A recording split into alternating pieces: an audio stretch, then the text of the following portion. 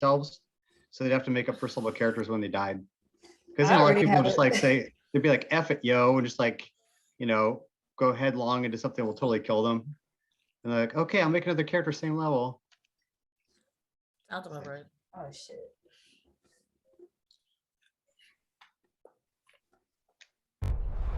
I love Exile's books to fix the problem we have with our nameplates.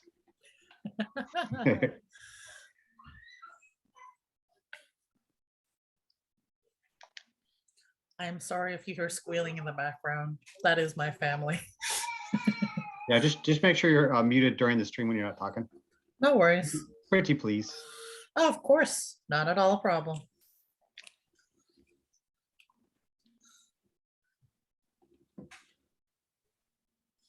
Oh, you know what's crazy? I actually had another character that was gonna be a part, but I don't know. I'm so tired of playing charisma-based characters. I just want to be like really stupid at this point, you know. Honestly, even though I have charisma, everyone usually talks anyway, so I don't even care Or who at you this sound point. like. Yeah, I don't even care at this point about being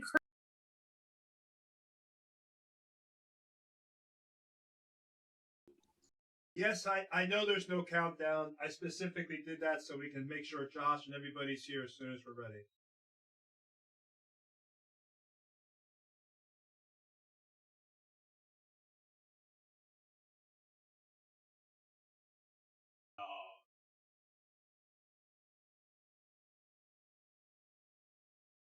Did somebody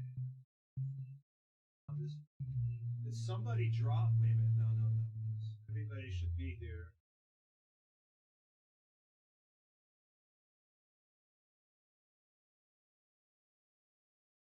Yeah, because y'all's stuff is in different places. So hold on, let me move you over. Because Tempest is now where Josh is at. Hold on.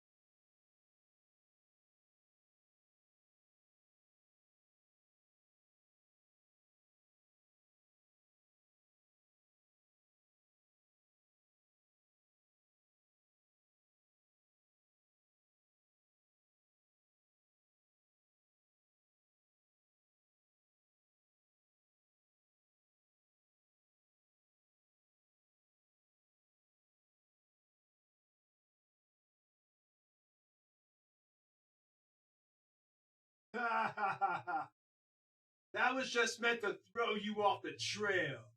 Because y'all think you're going to figure things out, see?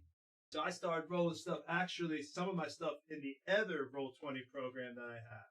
Just for that reason. You think you're smart. Yeah.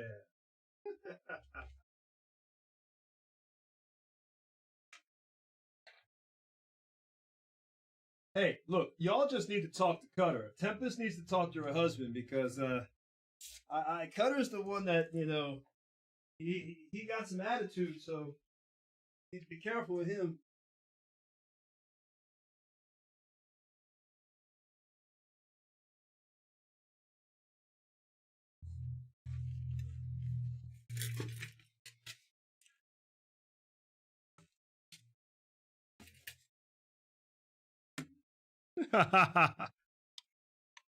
Well, no, I am just following the laws of Cormyr and the laws of the land appropriately as they are in the rules.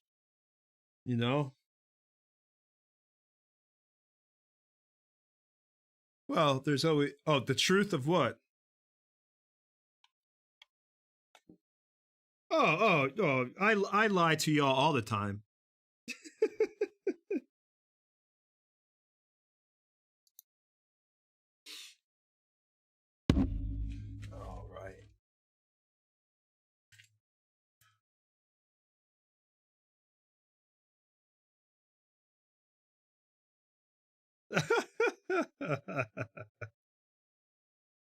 So I don't mind. I actually don't mind everybody talking before the show starts. So it's all good.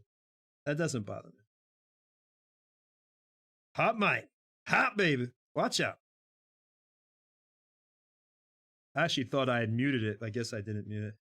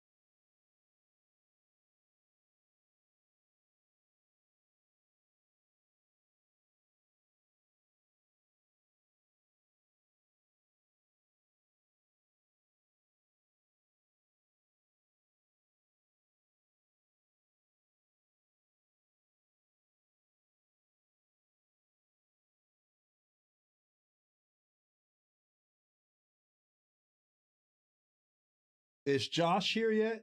Is Josh at a seat? Doing his makeup. I have to wait till he gets here so I can introduce the players and all that.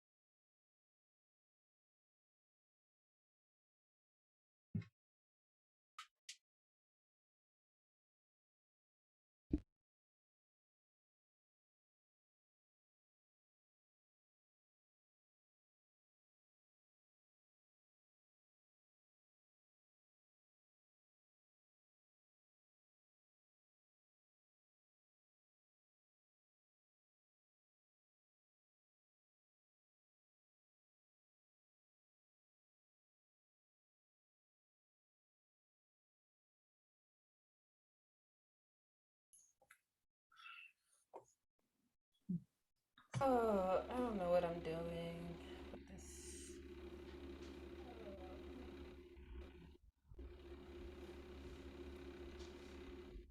All right, we're going to go ahead and just start. And JC, Josh should be done in a minute. Sorry for the cursing. I just realized. I'm sorry. I used to catch Yeah, myself if you with all that. want to RP or something, that's true. If they want to RP. Did you start us? Oh, hey, what's going on?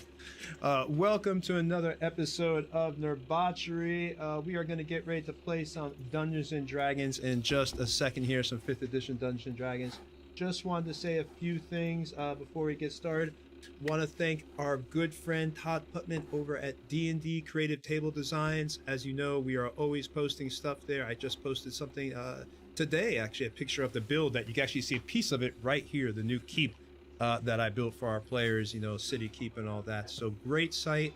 If you're looking for inspiration on terrain builds, Dungeons and Dragons, or just, you know, things in general about tabletop RPGs, or, you know, just anything that involves creating or around tabletop RPGs, I highly suggest you check them out on Facebook. It's exclamation D&D Creative in the chat. Also want to thank Reaper Miniatures. We're going to be having a giveaway. You know that we have a game that we're going to be doing in January. We're still nailing down the date. I know Eric is working really hard on that to get that all ready for us, but it's going to be a game of Stefan and Luke and Anne, and we're just going to have a really, really great time again. It's going to be for the Wounded Warrior Project, and we're going to be, again, giving away some Reaper minis. Obviously, I'm into minis. I have a lot of them, plenty of miniatures. Over 1,000, I think I'd say at this point. So yeah, I highly suggest you check out Reaper. You're not going to get a discount or anything like that going through us if you use exclamation Reaper and then click on the link, or just click on the picture and scroll down and click on that. But what you will do by supporting us is show Reaper that we're really, you know, focusing on their product, and that will just help us to get more gift certificates that we can then use for giveaways in future shows like the one we'll be doing in January. Also want to thank Troll Lord Games, Chuck over there. He's going to be doing some giveaways as well on our next show that we're going to be having with Luke and everything else, that charity event.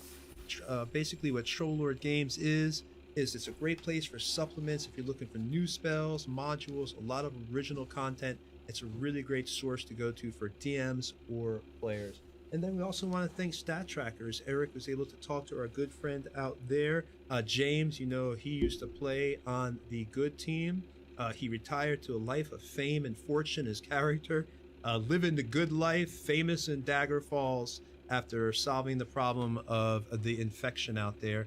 But he owns Stat Trackers, the company, and he's going to be giving us a set of Stat Trackers that we'll be giving away with that game that we'll be having in January as well. So yeah, I am Tony. This is season 2 of another Evil Party game. You can check below if you want to watch the other seasons and everything else. You can go to our YouTube channel. There's a lot of episodes. This is 5th edition rules.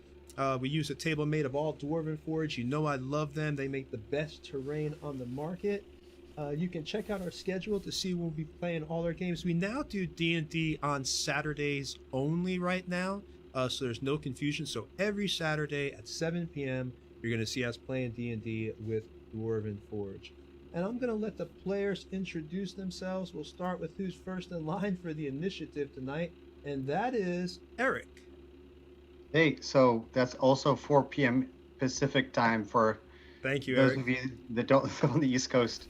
How's it going? I'm Eric, and I'm going to be playing Cutter tonight. He is a Wood Elf Barbarian.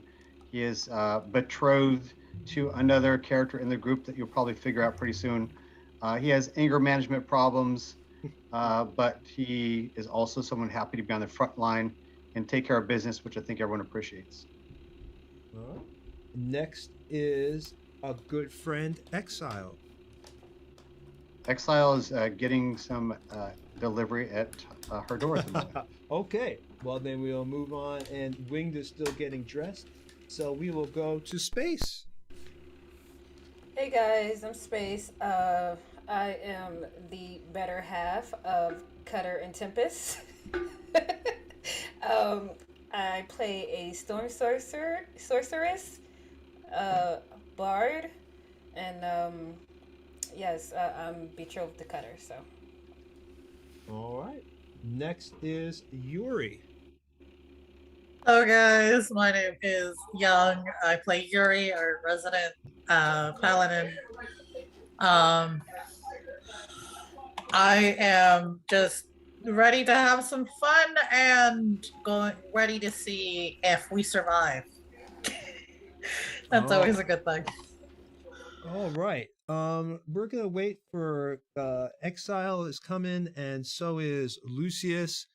They both are characters. They'll be here in a second. So we're just gonna let everybody RP. Basically, where they left off is they have been teleported to the forest. They don't know what's going on. They did meet up with a small patrol of Cormyrean purple dragons that are patrolling the area near Tilverton, because Tilverton has become a recent protectorate of the Cormyrean nation. So they've kind of, they're doing a little bit more around that area, patrolling it, and also keeping people safe from the stone lands, the mountains to the left, and everything else, just keeping things safe. But they encountered them and found out they were about 4 days out from Tilverton. About 5 at the point where now they're about 4. Now it's the next day. So they're about 4 days out from the town of, again, Tilverton. And they had just fought some wolves that had ambushed them and actually surprised them. And then they actually slaughtered, after that, Lucius's, I guess you could say it was a divorce, because now it's his ex-wife. I guess when you kill your former wife that had your kids, I guess that's divorce. I don't know. But she is now deceased after being killed by the party. And for her treachery, because she did betray Lucius and tried to, sacrifice them to a black dragon, and, trying to get the stone that they have, that they're still trying to figure out what it is. So now they are out here. They have no supplies. So basically at this point, they are pretty hungry this morning. So I'm just going to let them take it away and RP, and then they can tell me what they want to do. But I will tell them that they're going to need to get some food, because if they don't acquire some food, every day that they begin to go without food is another level of exhaustion.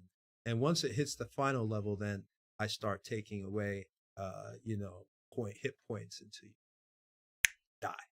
So we're going to go ahead and let them start off. And as soon as Lucius and Exile come back, they can go ahead and jump in. So y'all just go ahead and let me know what y'all want to do. And RP there. Tempest, Yuri, I wish to Yes. talk to you.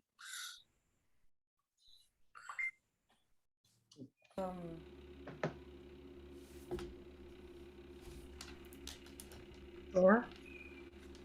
You can hear me, correct? Yes. Okay, sorry. Okay, great. We've got everybody now. Okay, so I will retcon the last 10 seconds. So it looks like we're all sitting around a fire, correct? Tony? What did you say, sir? We're sitting around a campfire right now? Yeah. It's morning at this point, so the fire is kind of out. Like you said, you're about 4 days out, 4 days, 3 nights, I'd say at this point, from Tilverton, from what you're able to deduce from the very little information you got from the Cormyrean purple dragon patrol. We already had rations. Oh, you did? I'm sorry, Yeah, I didn't think you had. You asked rations. us that last session. We told you we had rations. But, Damn it! How long have we been out here already? You arrived yesterday, so it's been about a day already. So how many rations do you have at this point? I have 10, but if it's been a day, I guess 9 now, right?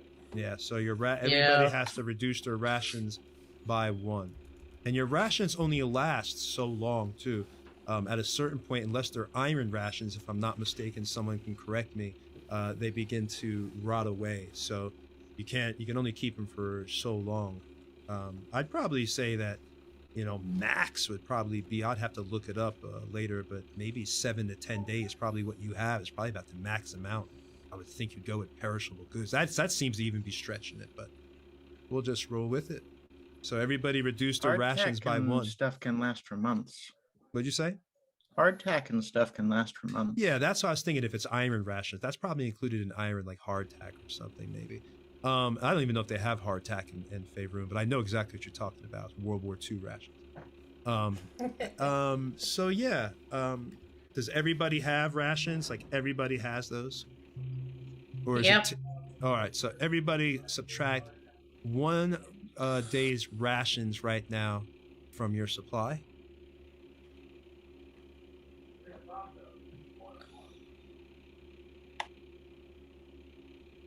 Karu, you said you wanted to talk to us? Yeah. Yes. So my quick question to Tony was, are we around a campfire? It looks like we are. Yeah, it's pretty much died down from the night before, but it's there. Okay. Group, it is time for us to talk and decide on what our next move is. We arrived through that portal and we had that bit of a verbal scuffle with the prissy purple dragon guards. And now we're moving south so as to not be in their zone of control. But where are we going? I would offer that we should make our ways back to Daggerfall, however long that may take, find ourselves to the Durgar, slay them all, reclaim our treasure, and decide what to do from there. But we are slayers together, so I am open to your input. So Well, you speak. know, I'm sorry. Well, you know, I go where you go, so wherever you want to go, I won't put up much of a fight. Doesn't seem like too much of a bad idea to go back towards Dagger Falls. Unless we seem to happen to run into the other fellow that seemed to have created that portal? Question mark? Well, I think that we have made a bad impression with the guard, and they will be back as you, Cutter, challenged them. We should be finding us. refuge, and I think we should try to make amends or register ourselves in these lands. If we do not, they are, how do you say it? Fascists. They will come down on us like an iron and a sickle. Lucius, I think you might be mistaken. We did not do anything. You lied to a guard, and now it's going to come back on us. No. It was Cutter that threatened them. I just told them the truth. They didn't want to believe me. You lied about your name. That's okay. Is that not indication enough that you decided to lie about your name? How would they know I lied about my name? Does everybody carry papers with them? I identified with that name. That's how I identified. They can choose to believe me or not. How would they know who I am or where I come from just based on a name? Tell me that. I think he knew you were lying, Lucius. He literally said you were lying. He said he did not appreciate you lying to him, and then Cutter had to step in and threaten him for you. No, if you could just let me be to continue, because honestly, I just needed the support to say, yes, we've always known him as that name. Yes, of course, this is what his name has always been. But no, unfortunately, we just said we resorted to threats like we usually do, but in a land that's not our own, and a land we haven't yet subjugated or turned anybody to our favor. Well, anyway, we're losing focus. Yeah, we're losing focus here. I'm happy to take the blame if we are playing this blame game that those silly humans do, because in the end, does it matter? But you're probably too busy doing your hair to listen to what I said in the beginning, which was we're moving south to move away from the zone of control of those purple dragons. I see no reason that we would want to ally ourselves or subjugate or whatever civilized term you wish to use. I suggest we move south. I will be honest, the knowledge that I have of this place is quite limited, but I would hope we could find ourselves way to Bagger Falls, slay those Durgar, retrieve our treasure, and decide what next to do from there. Because I assume this will be a long trek, and many things will happen along the way. But I think at least one of them should not be to bother with those purple dragons, yes. One of them will need to be voyaged on a sea, I believe. Well, I mean, let's just find a town, find a map, and get the supplies we need first. That should be number one. We have to get supplies. We're not gonna last out here with 10 days of ration and well, then again, you do hunt honey, so Well, Yes. unfortunately, Tempest is right about that one. we Well, I need think supplies. you of To course know mention that. riding horses would be appreciated. Get us Yes. back home all the quicker. I would agree with you, Paladin. Maybe if we find someone along the way that has a carriage, a wagon, we can take it. Or we could pay them so we don't have more people chasing us. That too. Well, keep in mind that I was born and bred and lived in the forest my entire life, hundreds of years. I have a bow. I have the skills of survival. Give me some time, I will hunt for us. Hey, real quick, when you do your survival, as long as you pass your survival check, then I'll have you do a 1d6 roll to determine how many people, like the food that you caught. Like if you caught like enough to feed all 6 people, 2 people, 3 people.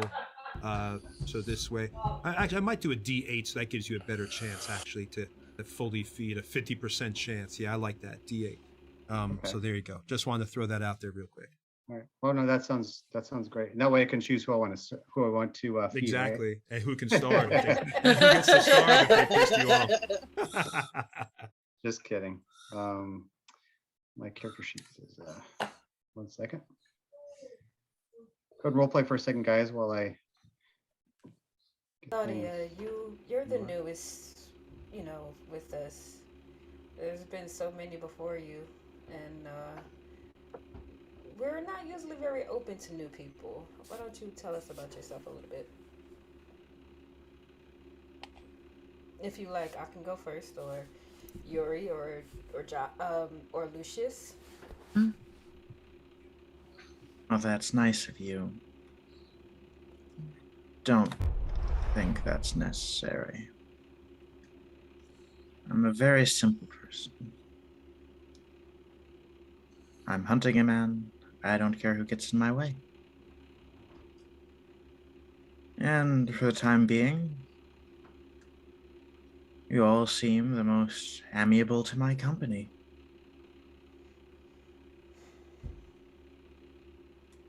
Now, when you say hunting a man, what did he do?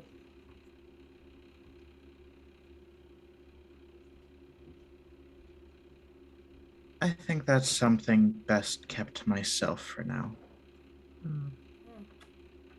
Interesting. Well, I'm not one to pry, so if that's what it's gonna be, then you keep your secrets. Every paladin lives for something. That I can agree on. All right. So Tony, Cutter's already taken off with his bow, hunting. However long this will take, but I rolled a 14 and a 4 for the number of people that I could feed. Okay. We'll go You ahead. can decide when I come back. Yeah, 14. We're going to say that you're gone for a little while hunting. And while you're gone, this happens because you're not there because you went out hunting. Yep. But while he is out doing his thing, let me put it on the ground, on the board for y'all. Ooh, I'm getting old, y'all. Having to reach over here.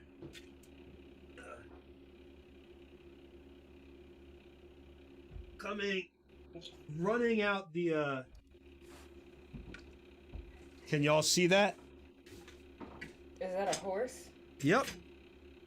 A noble steed comes galloping out of the brushes and the thicket and the actual woods. Just comes running out. The rider is actually nowhere to be seen. What do y'all want to do? It seems like, give me a perception roll, everybody. Everybody give me perception. Who's there? Well, not everybody, only the people who are there with the ask horse. and you shall receive. Now all we need is a carriage. I think that's a little too coincidental. Am I wrong? Lucius is still fuming to himself and about the whole situation and how nobody. And so he rolled an absolute 1, so he has no clue about anything coming up on him right now. As he's just eyeing everybody and still trying to argue. You just get trampled by the horse and still don't notice it. I like how we both crit it.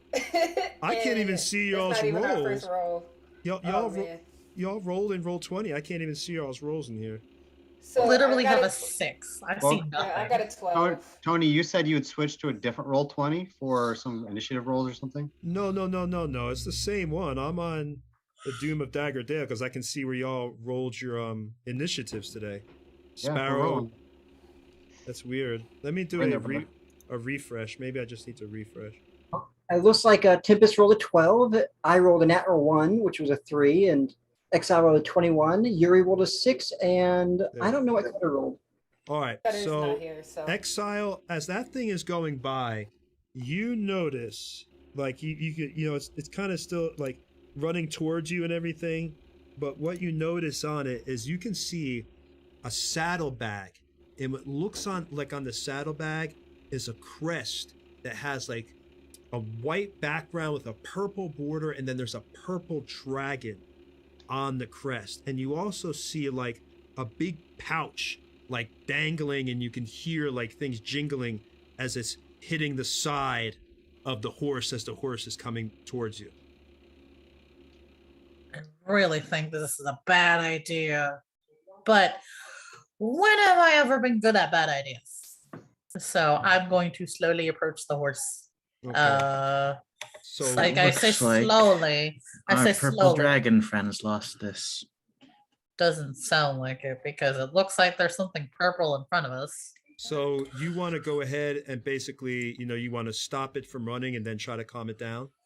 Basically, I was going to use my animal handling if I can try.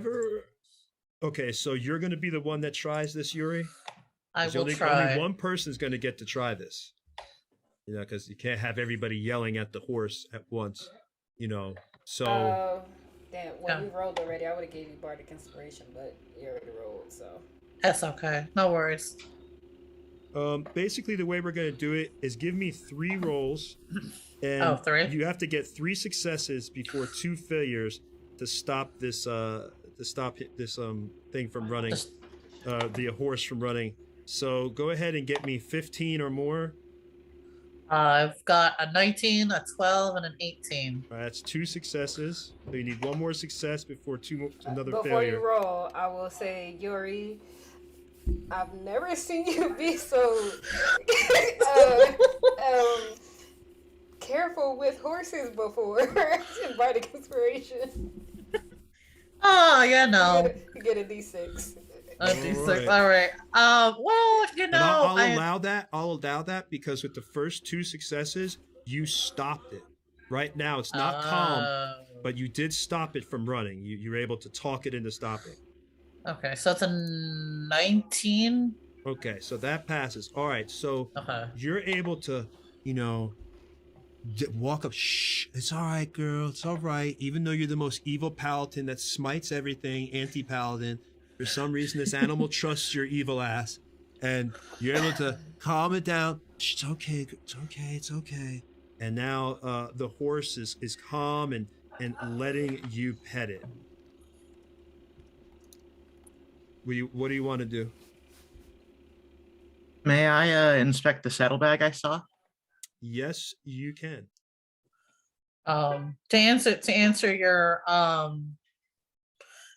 To answer what Trappa said before, I'm like, well, unfortunately, animals are the only thing that I find a little bit of solace in when I'm not terrorizing people.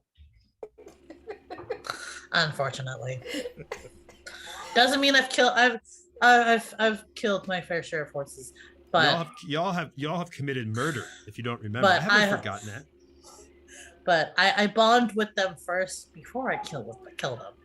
I mean, we committed murder, but like, did we commit a war crime? Not yet. Not yet. Murder is just Think like for so yourself. small. Oh. Excuse me. Sorry. So somebody, Lucius, what are you doing at this point? Are you?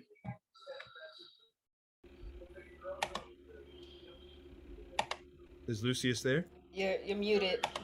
Oh, he's yeah, muted. you're muted. Lucius, you're muted, buddy. Yep, sounds about right. I'm gonna form a bond with it and then kill it. I think he's having problems with his computer or something. Okay. All right. Right now, our wizard, his soul has been taken to Hades for a moment. His eyes have rolled back in his head. The insignia on his chest is glowing, and he can't really speak at this moment. So that's where our wizard is right now. All right. So who's inspecting the saddlebags? Claudia, you want to inspect those? Yep. Hear me now? Okay. Yes. Give me a Can you hear Lucius now? Yes, Lucius, I can hear you. I just want to know what you want to do. Well, Is there- Lucius just notices the carriage come up when Yuri starts, Yes. going past him, just walking past him, ignoring him, and this whoa, whoa, and calling him down. He's like, Lucius looks at the horse and then, just kind of like, don't tell them my name. Do I notice this or no? Out of curiosity. Give me a perception roll. See if you do. 17 or higher, you notice. I'm not expecting to get this. I'm just curious. Nope, I noticed nothing. Nope. I noticed nothing. He I'm definitely. concerned about the horse. Now, what did you do again, Lucius? Because I missed that a little bit. Lucius is just like, don't let them know my name. I don't think, because Lucius has a feeling that his connections, his name might have gotten around. He just has that feeling. With the horse? No, with whoever's on the horse. No, there's no rider on the horse. Oh, there's no rider. No, that's what I'm saying. There's no rider. I thought it was a But carriage with a The horse. rider, if you listen to the beginning, a noble steed comes galloping. I'll read it again. A noble I heard that, steed- but I thought yeah. missed something. And Okay. the rider is nowhere to be seen. Well, he did roll a 3 perception, so. That's true. So maybe you thought the rider was there. You're like, wait a minute, is there a rider? Huh? I just heard a horse and I tried to get out of the way. I don't know. You start talking to Mr. Horse like Mr. Ed. Hey there, buddy. So with the saddlebags, give me a quick. There's that crest. You see a purple dragon on the crest, and you recognize that it's the same crest that the Chimerian patrol of purple dragons had. Again, it's a purple like line with a white background, and then a purple dragon on top of that. So it's the crest of the Chimerian purple dragons on that crest. I remember. And that's why I'm searching it. All right. In there you find, as there's no need to do investigation on this because it's in the bag. You find it's filled with paper documents, just like a bunch of ruffled papers, like some maps, a little bit, a little bit documenting like farms, how much crops and everything areas have. And then there is also a huge, that pouch of silver that was connected. Well, the pouch has silver in it. 425 silver pieces are in that pouch that was bouncing against the horse. And there's also some traveling rations. All right. Then give me an investigation real quick, Claudia, and get a 18 or higher. I probably won't. I did it. All right. 10% chance. Yep. Well, good. Upon closer inspection, you actually notice that the saddle itself is engraved. It's like it's beautiful. And it's actually worth a pretty penny. You're estimating the saddle as well, if you could find a place to sell it. And of course, from the last episode, you remember that Lucius, with his study and knowledge of history, he knows that Tilverton is known, although it's not a wealthy city at all. I mean, you really can't buy crap there. The one thing you can get there is some of the best horses in all of Faerun. So, there's a good chance maybe you could trade or do something with that saddle. Well, once again, ask and you shall receive. Here are maps, rations, and money. Does Lucius notice On a this? horse that had no rider. That's interesting. Can no one speak with Lucius- animals? Lucius, do I need to? I think Lucius is intelligent enough to understand what's going on now. Yeah. I Can say, Can anybody hear me still? yeah, we can hear you. Okay, good. So Lucius is gonna come up. And he goes, "This is a royal saddle, probably a messenger. I guess. What does the message? What do the messages say? That's the important thing. It's tax collecting. There's no other messages about anything else. It's just basic stuff like, again, taxes. Reports of information. how much wheat they've grown this Yeah, year. I think it might do us well. And of course, Tempest, if you'd like to, or Yuri, if you would like to give your input, but perhaps it would do us well to ingratiate ourselves with the local host by showing that we returned their tax collecting horse, a property of the government, a property of the crown, to show them that we are not enemies of the state and that we are only here to do well, so that they are not hunting us down, but they are in fact happy that we're here and look past the fact of the previous episode, and we could just tell them it was a mistake of identity. Return to who exactly? Do you see a rider? What does it say? You want us to bring down this this horse? road, I'm guessing it would go back down that road, would it not? You're not in a road. You're out in the light woods still. You want us to bring this horse back to a town just to show the crown and the people who serve the crown or whoever that we are good-hearted, wholesome people? To Well, be evil is to fool the people riding the around horse. you. I wouldn't recommend riding the horse in, and evil is only how would they know we are evil or good? That's all subjective to what they know about us and what we've done in the area. We have done nothing in this area. They do not know our names. We are on a clean slate here.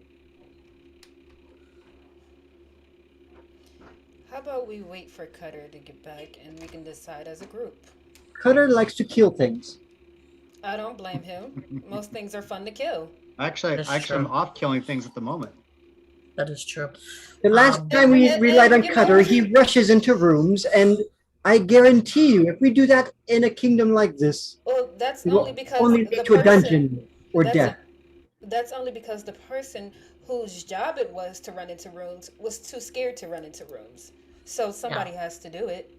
Next time, I how hope about you're you- not speaking of me. I'm a wizard. I do not run into rooms. Why would I run into a room?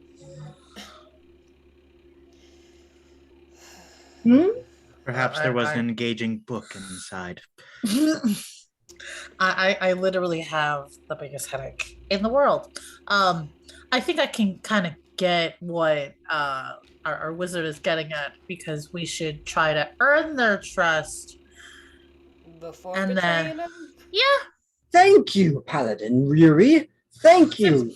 to be evil is to fool the ones that you know the closest, and then break them down even further. Because once you lose that person's trust, it just makes you easier to take over. And really, we have nothing here, no resources except what we have on our packs. So we really must find a way, I believe, to either find passage, get information, and if we have something to give somebody, which is, for example, a government, a horse of the crown, then we may have some leverage to ask questions or to get the information that we need, or even say passage out of the kingdom. Unfortunately, it does mean that we do have to be nice. and not try to kill them outright, You unfortunately. guys are making me want to throw up, honestly. Unfortunate- Nice people? We're not in the Dale anymore, Tempest. Unfortunately, as much as I hate to admit, I kind of agree with Tempest at a little bit, because being nice to people is just so overrated. Yes, but we don't have ruby slippers. We're not in the Dale anymore. I mean, We've gone north. We are we north. Unfortunately, we must try to earn some allies first before we move on. Unfortunately. For a second, it sounded like you want us to be some kind of like good party or something. I just don't get it. I said nothing of the sort. I just don't understand. I mean, I understand, but it's gonna take time. I'm gonna need time. I can't just. Tempest, the best way Just to be evil try is not to to. have people believe that you are good while going behind their backs and destroying everything they love. That's true, actually. I mean, no, I know all about deception. I do. It's just. I don't know. I don't. I don't know. It's not as if I'm saying we have to automatically change and forever be rainbows and puppies, all right? Right, like, I am not saying that. I'm sorry. Now I feel uncomfortable saying that. I am not saying anything of the sort. I am saying we must fool them into thinking that we are good people, and then we can break them down even further and take them for for everything they have. okay. Thus, we never have to worry about it again. But for That's- now, I'm going to let's interject try from it and here. yes. Yes, For take it what from my purpose cold, do we want dead to heart. convince them we're leaving anyway? That is Because true. they could be hunting us down. The guard did say he would be back. If we have their horse, we could say we found it on our way to town or on our way out, and we're trying to return it. Thus, they won't kill us on sight. The less attention, the But better. what's stopping them from taking a horse and then trying to kill us on sight? Accusing us of taking the horse. I mean, We they do not can do have that blood as on our well. hands. Have you met us? We have a lot of blood on our hands. That's Not- true, actually. not- I'm Not not even in gonna fight these that. We woods. literally murdered so Not- many people. We are literally hundreds of miles and over a sea from the Dale. We literally just murdered your wife, girlfriend, whatever she was. Baby Literally mama. just murdered her. 1,000 miles away from Dagger Falls. So She's buried, and she is not my girlfriend. Your baby mama, then. I do not That's find a that baby funny. mama. Okay, you Baby have mama. accused me. I'm sorry. I'm done. yeah, I wanted to say it, but I'm glad We you got to get a did. clip of that. His baby mama. His baby I- mama. I said it, but no one heard me. That's why. That's what I was thinking. I had loved her once. I was forced to flee due to this love. And then I realized it was no longer her that was there that I was trying to help. It was something. You do not kill your own children. Perhaps another person's child, but your own? From your own flesh and blood? No. That was not someone that I could call a love anymore. I feel nothing. And perhaps that's because I have a cold, dead heart. But- Can I just? I feel nothing for what happened there. And it's been covered up. We Hey, have covered it up well. I don't think they're going to go back to that spot in the woods. at this Okay, moment, I'll- Cutter also is arriving back from hunting. Just to let you know. I was just about to ask that one because I'm Yeah. like waiting for what moment Cutter's gonna walk into the conversation and be like, Yeah, I didn't want to why is interrupt the everyone RPing. Like, But, I heard somebody say, baby mama? and by the way, guys, you only have one horse. 5 people can't ride one horse. We should not ride this horse. If Just we to let are you caught know. riding it, they will think that we have stolen it. So we take off So the we saddle take- and we steal the horse. Or we just take what's in the saddle and keep it going, moving. We just I have mean, to take the off and saddle bags have maps and stuff, right, Claudia? The saddle weighs an Of awful the- lot, just to let you know. Local area, at least. I think it would probably be best to leave the saddlebag with the horse. We can copy the maps into the wizard's spellbook, and perhaps keep the coins for ourselves. And the I do have rations. some parchment, I believe. We could do this, yes. But I do not believe we should, of course, take anything of value. I think we should keep it all together. Most likely, the horse will have a marking on it for who it belongs to. So we just let this horse run wild in the woods to be killed by something else. No, we take it with us. We do. It's our leverage. It's the only leverage we have in this land. Horses are fantastic creatures. They always find their way home, if at least in the same Well, It's a area. beautiful horse, too, by the way. Maybe this way is the way it's supposed to go, since it might be going home. It might be going home, but it will run home, and we are not as fast as a horse. So Cutter walks up. He has a deer slung over his shoulder, and he walks up and drops it unceremoniously amongst the group. He looks over at the horse and he says, "More meat?" No, it's not food. No, We are not killing the horse. no. This is our only leverage in this godforsaken. I can't take Purple my land. serious. I just overheard heard you. said- I overheard. It was one of those things those humans call jokes.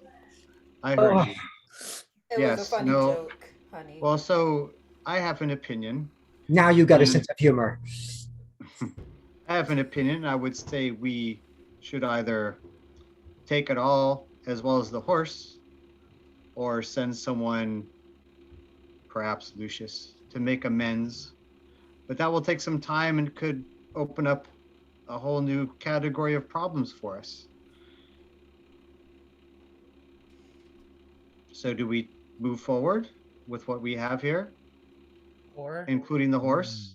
Uh, Or do we wish to go to this town and make our way north into a place where we already know they don't appreciate us? perhaps not north, perhaps west.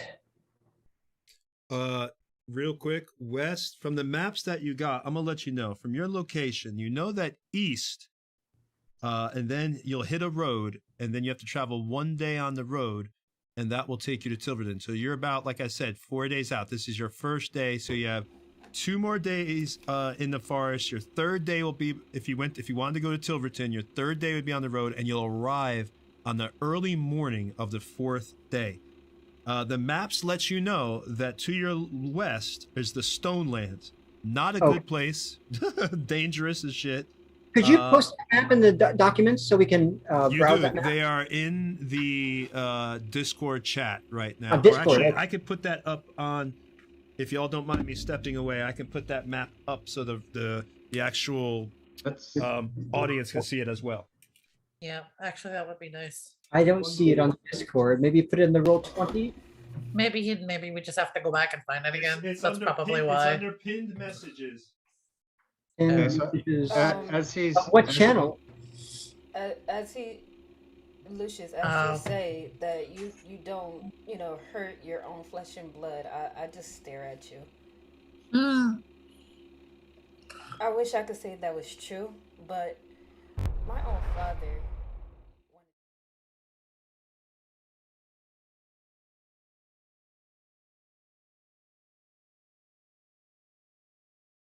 My own father tried to cast me out when I was younger. Because I'm not a boy. He wanted a son and he got me. And instead of him loving me like he was supposed to, like a father is supposed to, he just made me feel so worthless. You're gonna have to look at the map on Discord because there's no sound if I try to put it up here. We're still getting the map feature worked out. But I can tell you everything that you're close to. The Stonelands are to your west. Okay. To your north is the Desert Mouth Mountains, as well as and then kind of like the northeast is the Thunder Peaks, like the range of the Thunder Peaks, and the Desert Mouth run all the way up to Dagger Dale. So if you wanted to avoid Tilverton, You could try to go through the pass that's through the mountains, but again, that's going to affect your travel time, obviously. Although if you stick to the road, you should be all right. But obviously, it's highly dangerous, that area.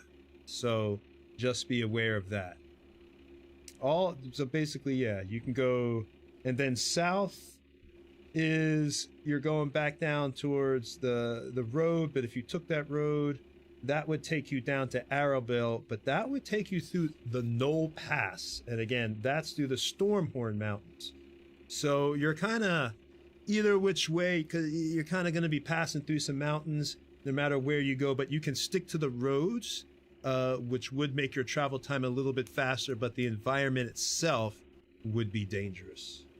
And if you went off that environment and tried to explore, like seeing what's around the area or anything like that, that would begin to affect your travel. Right. So, question: you had mentioned Dagger Falls up to in a northerly direction. Yes, it is northeast, kind of like if you went straight. Okay. It's kind of like a little bit to the northeast, if where you're at right now, because you'd go straight up and then a little bit to the east, and then you'd be there. But you're about. Okay, never mind. My whole map is upside down. Your minimum, you're about right now. Probably about a week to at least a week and a half, maybe a little bit more out from Dagger Falls, depending on which way you went. If you stuck to the road or if you began to went overland or anything like that, that could change. Okay, so that's good information. So this horse, we could let it go, but then if we keep the money, perhaps they can identify the money. We either keep it all or we leave it all. I can feed us, as you see, and I point to the deer. Cutter, my friend, my fellow elf. Please listen to me. We have leverage in this land. Right now, they could be after us. It is not food, it is leverage. What it is just a way for us to have a pass if they do find us again. To say, we are not an enemy, we are your friend, let us pass, and here is your property that we have found. Because look here, and then he shows him the purple dragon emblem. This is the seal of the government, the seal of the crown. What that means is that we have leverage, actual power now, to be able to get out of any sort of trouble, because we can say that we've recovered it and we're returning it to them. As long as we don't kill it, or rob it, or write it. Isn't this what the knights would think would be bandits with a story about a found horse? If we're going to try and turn this horse in, we should go directly to Tilverton, because I do not wish to negotiate on the road with a troop of suspicious people who are perhaps looking for the horse and the owner. And all of its contents, for that matter. I think we then, have yes, something to do with the owner disappearance. Tilverton would be on our path to go back home anyways. Then I'm fine. I'm sure there's some equipment we need. We didn't, after all, kill anybody, or at least except for Pretty Boy's ex-girlfriend. Circumstances killed her, my friend. Circumstances killed her. She couldn't handle the portal. And to be fair, one of those, y'all didn't kill her in Cormyrian land. So just remember that. She was killed. Oh, no, she was. Okay, so yeah, I scratched that. I'm sorry. We tortured her, then we killed her. Well, I guess our name is Circumstance now, because... And just to say, you are not worthless. You were born in less than my words are leaving me today, but you were born in less than well privileges, as was I.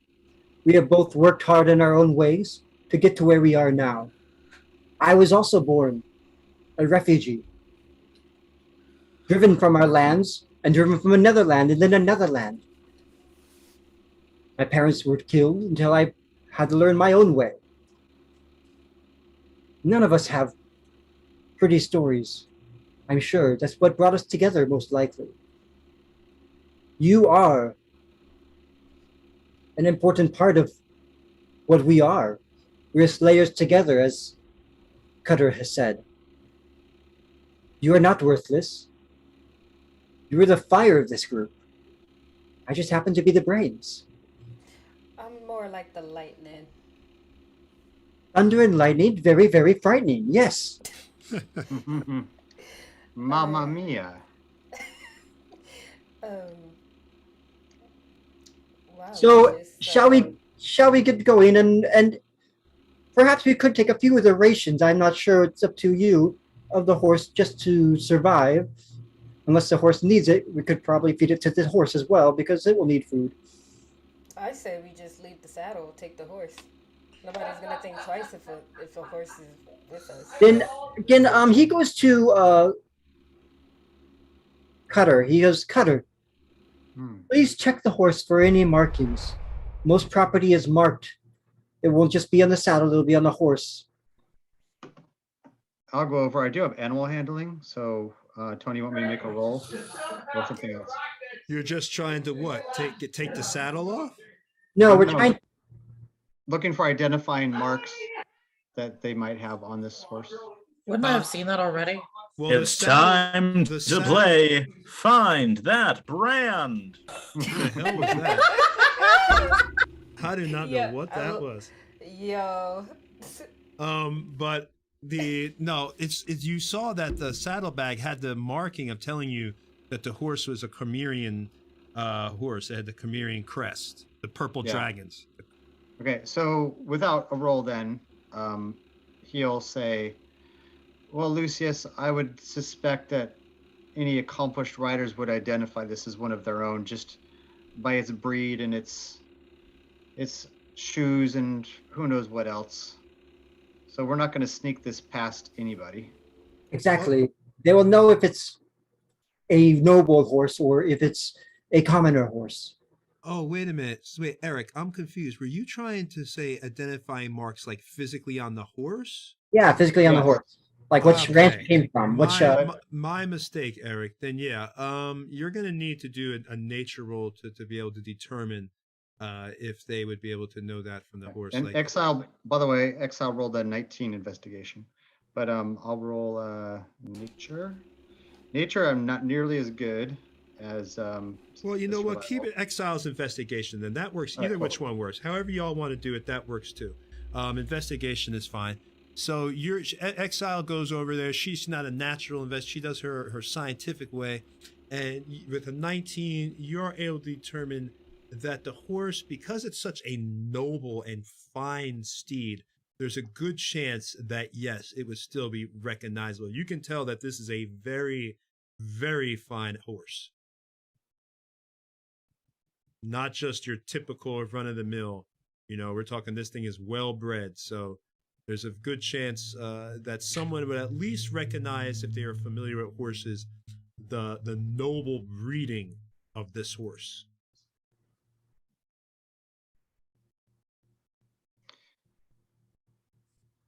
I will say Tilberton because it's on the way. Rest of you? Agreed. Very well. All right. Well, then. So y'all are taking the horse then? Yeah, we're gonna take everything. We're gonna keep it as it is. We're not gonna like empty out all the stuff. Everything stays in the saddlebags. We'll walk the horse since we have to walk anyway, and we'll head towards Tilberton. And also, I want to do a shout out to my nephew Hudson, who's on the stream watching us right now. Oh, hey Hudson! Hey, what's going on? Eric, your uncle is really cool. See how cool he is? He plays Dungeons and Dragons. Come on. He's played with me actually. He's played D&D online and in person, and and also Hudson doesn't know it, but I'm telling him now. He's going to be a supporting character in an upcoming mobile video game that I'm making. Oh, Wow. Oh, that's awesome. Man, you get to be in your own video game. That's pretty cool. That is That is awesome. pretty cool. Yep. Cool. Anyway, and hi also to Drew, who's out there talking about really disgusting things. But then again, we're I disgusting. literally I don't even want to know. Yeah, I don't even want to know. I'm like watching the chat, and I'm like, I Don't- can't keep a straight face. I'm laughing at the wrong thing. Don't at you say guys. anything that will get us banned, Drew. All right. Cool. So So we're headed towards Tilverton. I have 4 people's worth of food, and I can go hunting whenever we want. But we have that food. The food we have. We should probably eat the deer first, right? Yep. But So we'll eat we'll- that and head there. we'll say that to be fair, hunting once per day. So this way you have enough for 4 people today. Or you can go twice a day. Maybe you could try again tomorrow at night or at nighttime or something like that. But that could also take you away from the group if it's at night. So be aware of that. But yeah, so y'all are in the light forest. It's right now, the weather is kind of, you can tell that there's kind of like storms are coming on the horizon. In fact, Oh, as you say that, I just look up to the sky and I'm just like, ugh, I feel at home when the weather is like this. What you mean, dark and clear? Stormy, yes. How much meat does that deer give us? How much rations does it give Cutter? Just so we have it marked. It's Well, 4. it It's was- 4 people's worth. I don't know how long it is for. well, it was 4 people. You got enough. It wasn't the biggest deer.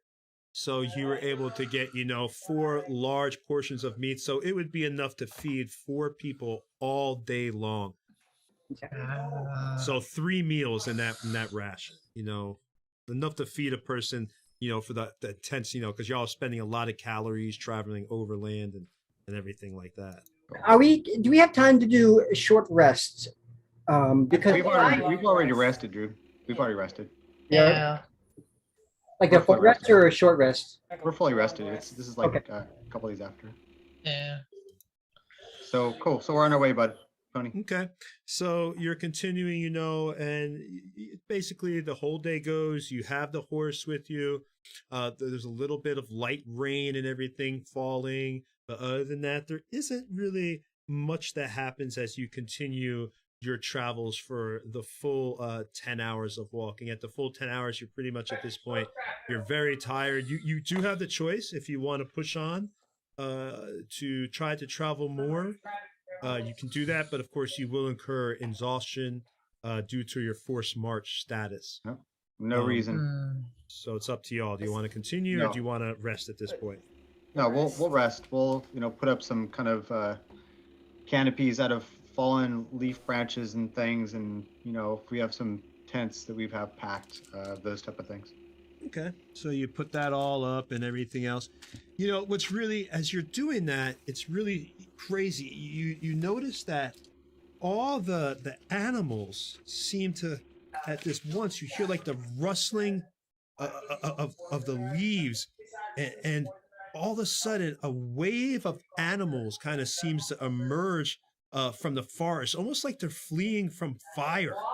And then they all just come out and they're just gone, and they just run past you, and all these animals just come out of the forest.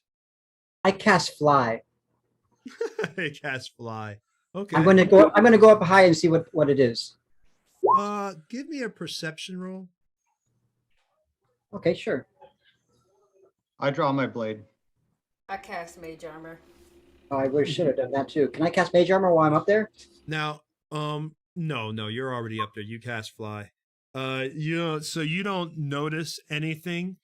And the forest has now gone quiet again. Like the animals, it was just like a second, like a rush. Like everything was quiet. You were walking, you were about to set up your camp, from a long day of walking, and then boom,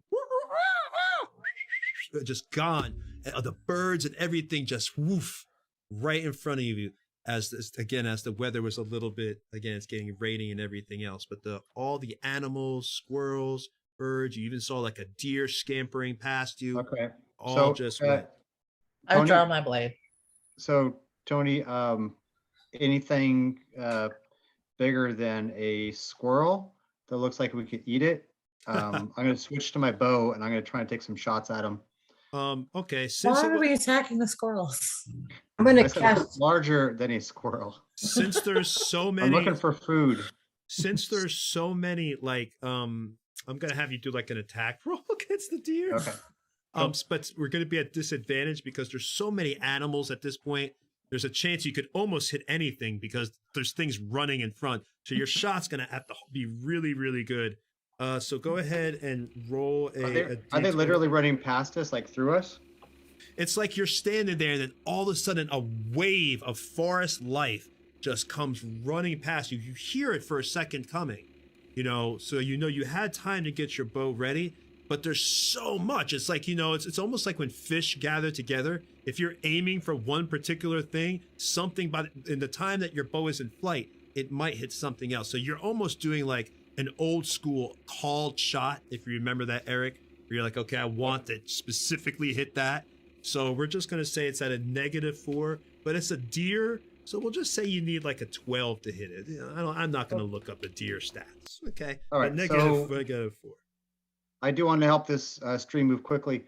If there are any largish creatures that come running past me, and I have 45 movement too. I'd prefer to actually slice it with my sword. Okay, you want to try to run after it? After it? Give me an athletics. Deers are relatively fast, so we'll say athletics 18. Cool. Here we go. Athletics 18. Here we go. No, it's just a 13. What'd you say needed? 18. 18. Okay, so he'll stop. F it, and he's going to just face the direction from everyone ran. And as soon as they clear out, I'm going to start using survival, start tracking where they came from. Okay, so you're just gonna track. So you're gonna start coming too far. So they're coming back from the direction, actually, of the Stonelands. Let's go ahead and you can see that that's where they came from, all from the west. Give me a survival though. 22. There's a lot of tracks. I mean, there's tons of tracks. So the general direction was west. The precise west, because it's coming from all areas, like from a large, very large front. You could walk the front if you want, but it would probably take you about an hour to determine fully like the breadth of how large this front of this wave was, because it wasn't just in front of you. I mean, this was a wave that was going down there to the right and left. You just went straight past. Do you want to explore to see how long this wave is, or? Depends on if these guys are following me or not. Okay. So you Are you guys following me? What did you say? I'm asking if these guys are following me or not, my crew. The animals? I'm following you. Uh-oh. Lucius is just casting mage armor now. Your army is following you with Still in the sky. Still in the sky. Okay. What do you see from up there? I see movement, but I don't see anything chasing them. I don't see a fire, but I'm going to protect myself just in case, and I think you should do the same. Something could be coming. Something must be frightening them. He shouts back down. I'll cast Shield of Faith on myself. Okay, so once everyone's within earshot, he says, well, whatever it is certainly a threat, but quite ambiguous. I say we keep moving, but stay aware. Agreed. All right. So at this point, y'all have decided to bed down for the night, since y'all are moving on. I take it from the wave of animals. It gives you an uneasiness, certainly an uneasiness. But yeah, it's a mystery at this point of what's happened. So y'all are bedding down for the night then? Yep. Okay. Pretty much. Were you able to capture any? He comes down. He comes to Cutter. Were you able to capture any of those by chance? I could possibly read one of their thoughts to understand what frightened them, to see what was in their mind before they ran. No. I could not catch up the deer, and I chose another course.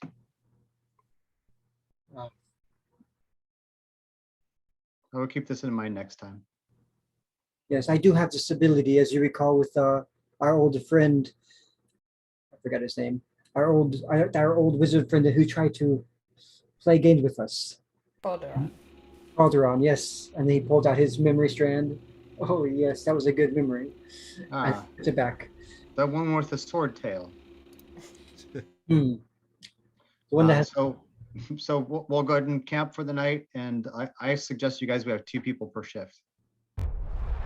Can everybody see in the dark? Azamir, I don't know.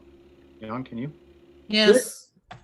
Lucius is going to, since he has 10 minutes, if we weren't still walking for 10 minutes, we decide to camp there, he's going to try to find a perch that's not, unsteady in a tree, since he can fly, somewhere with an advantage point to be able to see from above and to be able to give a shout and also to, cast a lightning bolt if you needed to and not hit the whole party. Would that be okay, God? You want to cast a lightning bolt but doesn't hit No. He wants to get a perch from on top of a tree since he's already flying. Oh, okay. Yeah, you can, since you're you can already find flying. Yeah. Well, how well are you at landing? Well, flying is, I don't think it's not flying a machine. It's, I know. It's okay. It's okay. I'm joking. So yeah, you can get a perch, and sit up in the tree and hang out. Would I be able to get at least a short rest or whatever I need to do? Well, I thought y'all were about to take a rest for the night. I thought y'all were Yeah, about Long to... rest, yeah. Well, I'm guessing I wouldn't be able to do a full rest from top of a tree. That's why I'm asking. Would I be able to rest comfortably in a tree? No, not. I didn't think so. Yeah, okay. You could be a sloth, hang upside down from a tree. No. Unless you're a race that somehow was like raised in trees to sleep in trees, I wouldn't think so. I'll take the first watch. He shouts down. Did you hear that, Cutter? I'll take the first watch. Yes, I have big ears like you. I heard you. I'm sure the whole forest heard him. Who didn't hear him? Okay, so let's move it forward. We'll start resting there, Tony. All right, so I'm gonna go ahead and let y'all know that nothing happened this night, so we don't even have to worry. If y'all want to RP some stuff in the morning when you wake up, but over the course of the night, there was no random encounters this night. The night pretty much went through all your alls. Each watch, everything went okay. There was nothing to really be concerned about. It was quiet. The rain kind of stopped. It's still a little bit gray out right now. In fact, the weather it's a gentle light breeze. It's moderate. It's about 79 degrees Fahrenheit. It's warmer than it usually is in this time of year in November, or actually that's not the name, whatever the month is. I can't remember what the name is for Faerun at this moment. But yeah, so you've got a little bit of light wind, and it's pretty clear, but there was nothing that happened over the course of the night. And now it is morning, and everybody's fully rested. If you want to RP waking up, everybody who has rations, deduct one more ration, unless Eric has given you a piece of his deer meat that he raw deer meat to eat, unless y'all cook it. Just ripping with your teeth. Lucius is going to tie a rope to the tree and try to climb down, and tie one to himself and try to climb down. Oh, this should be hilarious. Okay. Before he does that, he wants to do a quick perception check to see if he sees anything in the distance. All right, so you had climbed back up the tree in the morning? No, Because I was in the tree the whole night, I believe. Well, you can't get a full rest then if you're in. I know, I got a short rest, and that's enough to recover one spell. You got it. All right, no problem. Yeah, so you want to go ahead and give me, how do you want to do? You want to do acrobatics or athletics? What do you want to try to get down? I believe it's athletics to go down a tree, so I'll just do that one. Okay, okay, go ahead and give me athletics, and we'll see how. Even though I'm really bad at it. I'm watching from a 10 feet distance, eating my Russian. I mean, Yeah, Is- Waiting for him to fail. is starting acrobatics a something I fire. can do? Asleep. I'm starting a fire, so that means. Oh my god. God. Oh, As I said, see him I tied a rope to my waist and the tree in case that happened. But then Can you I- just like Tarzan swing Alright, into the tree and slam into it. Can I catch him? Your rope snaps. Okay. Can I catch him? Is that possible? Yes, you can, but you have to give me 2 rolls. Give me 2 athletics. If you get there, 2 successes. By the way, 4 failure. I rolled a 0. By the way, everybody, I rolled a 0. Oh Jesus! You are That's not. bad, right? You are not able to make it to, unfortunately, Winged in Time, or excuse me, Lucius, with that roll. So his rope snaps, and Lucius goes bang into the ground, and you take, I think fall damage is, what is it, 1d6 or something? 1d6 per 10 feet. That's right. So I'll say it was just 10 feet. So you take 1 point of fall damage. As you know, Lucius, you see you get your rope. You're looking at everybody. Maybe everybody else had the long rest. Maybe that short rest just wasn't enough. So you know you got the crust in your eyes, and you go to put the rope on, and I guess you didn't see the rope had, you know, from being out in the wilderness, and the weather had slowly begun to fray, and the rope just snaps, and you go scraping down. First, you actually scrape your chest, kind of scrapes, and then you fall back and thud into the ground. But luckily, you're a hard-headed individual, so again, you just take 1 hit point of fall damage. How much of that rope did I lose? I'd say you lost a good, since it snapped, I'd say a good 12 feet of rope. 12 feet? Okay. 12 feet of rope. I look to Cutter and I say, I didn't know this morning was gonna be so entertaining. He always provides comedy, He does. but He really does. but he is a powerful wizard. Nice job. You I- good? I meant to do that. Sure. Are you sure? Deception check. It's how I wake up in the morning. Now. I need a Another breath of deception. fresh air, a little exercise. Sure. Yeah. Okay. And I go back to helping Cutter set up for breakfast. Ugh. Who's he gonna give? Who is Cutter gonna give those rations to? Do you even have to ask that? He's going to leave him for, well, he's going to give 1 portion to Tempest and leave the other 2 for you guys to fight over. I will eat my rations, so I avoid the fighting. It is perfectly fine. Well, he, after falling from a tree, will brush himself off and try to get his tousled hair correct, and then he will take his. Body will hand it to you slowly. Nice job. You know, Lucius, I Thank almost you. did, you know, it was like you're flying. I thought you still had the spell up. Literally. Very, very funny, Tempest. I was working on a new spell. What was it called? Featherfall. It just didn't work right. You realize that's not how the spell works, right? Obviously, I just need to work out a few kinks. I think he lost his concentration. You're an think he intelligent lost man. a- You'll work it out. I think he lost a lot of things, but we're just gonna leave it at that. Leave my heart out of this. No, it's your brain we're talking about. I'm about to say. Do not dishonor me in that way. I am one of the smartest here in this group, just keeping us alive. Well, I mean, Cutter did go out and, you know, scavenge food for He's the wisest when it comes to nature. But when it comes to politics, that is keeping us alive. Well, at least for the first part. This part I'm not so good at. And he pulls a pet feather out of his hair and twigs out of his hair. I go over and help him, and I'm just gonna. You missed a couple spots, and yeah. Yuri is quietly laughing in the background, quietly, and she's just like, sure. So do we want to? Are we going back towards where the animals came from, or are we going to town? I don't think we should go towards danger. We should probably just try to keep going where we're headed and figure out where we are actually. I mean, thought those were both the same direction. no, they were coming from behind us. Yeah. We were moving east. Oh, my bad.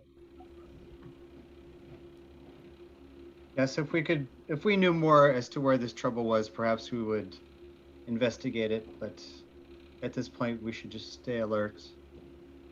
And Are we on a trail right now? No, we're still in the middle of the woods.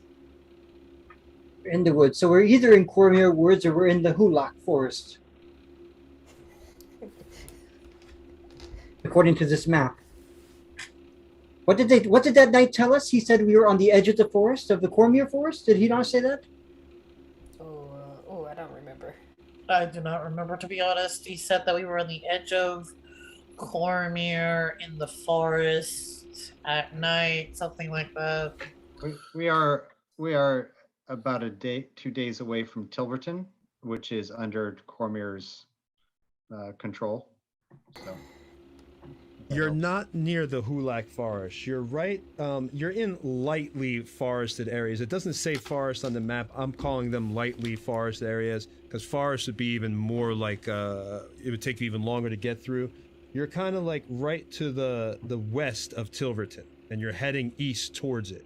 But you're a little bit below it, so you're going to hit a road first. There's going to be a road that you hit, and then you'll have about a day on the road, and then you'll arrive on the morning of the fourth day, you'll arrive at Tilverton. Because you had went south a little bit to avoid the Cormerian patrol if it came back. Remember, you went south last episode, and then you went east.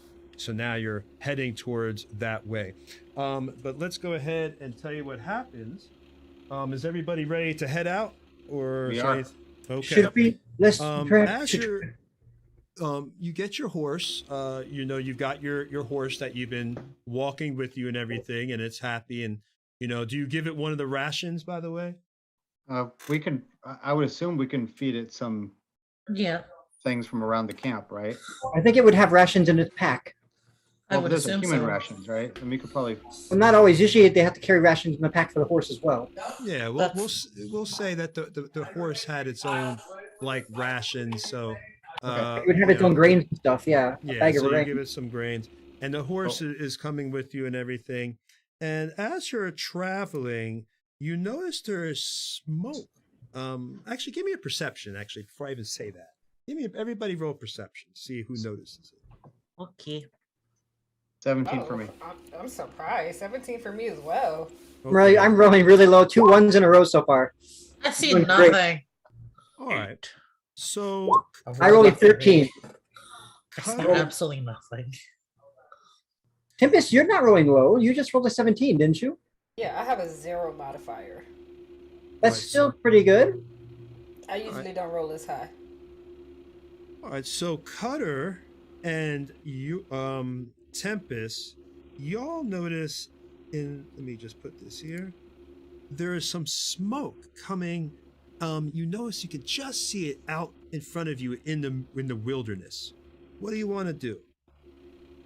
Lucius, it's in front of you. It's to the east, so you're heading towards it. But you just see it. Lucius, what is your rat name again? I forgot. Fievel, but I don't. Fievel, yes. Would just be a good one for Fievel to do. He's much better in tunnels or indoors. Anything out here could eat him. Do we know of anything? I'm sorry, go ahead. No. I was just gonna say, do you want to check and see, and I'll keep a message with you? That way that you have constant communication with me, and I'll have constant communication with them. You would like me to give the Fievel to you? I mean, he does have good smell, but he'll smell the smoke, I assume. Well, I don't want you. No, you don't have to part with your rat. It's okay. It's not just a rat. It's a familiar.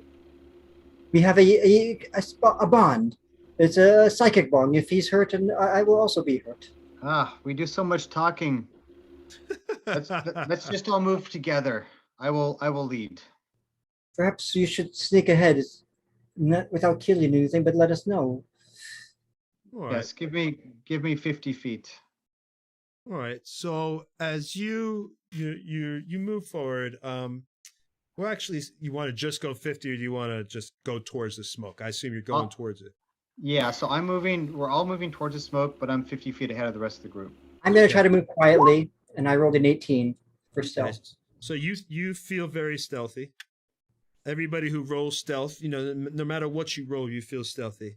So you, as you get near the smoke stops. So you know where the general vicinity of it was, but the smoke itself actually has stopped. But you've approached kind of like a clearing, and you think that this is kind of general the area where it was coming from. Okay, are we talking like a campfire smoke? Like that? No. Is it that small? No. Okay. It's not campfire smoke. You can tell it doesn't smell like that. It's like something different. Okay. I'm going to, I'm 50 feet back. I'm sure somebody can see me. I will raise a hand and give them kind of the follow me, and I'm going to run that direction.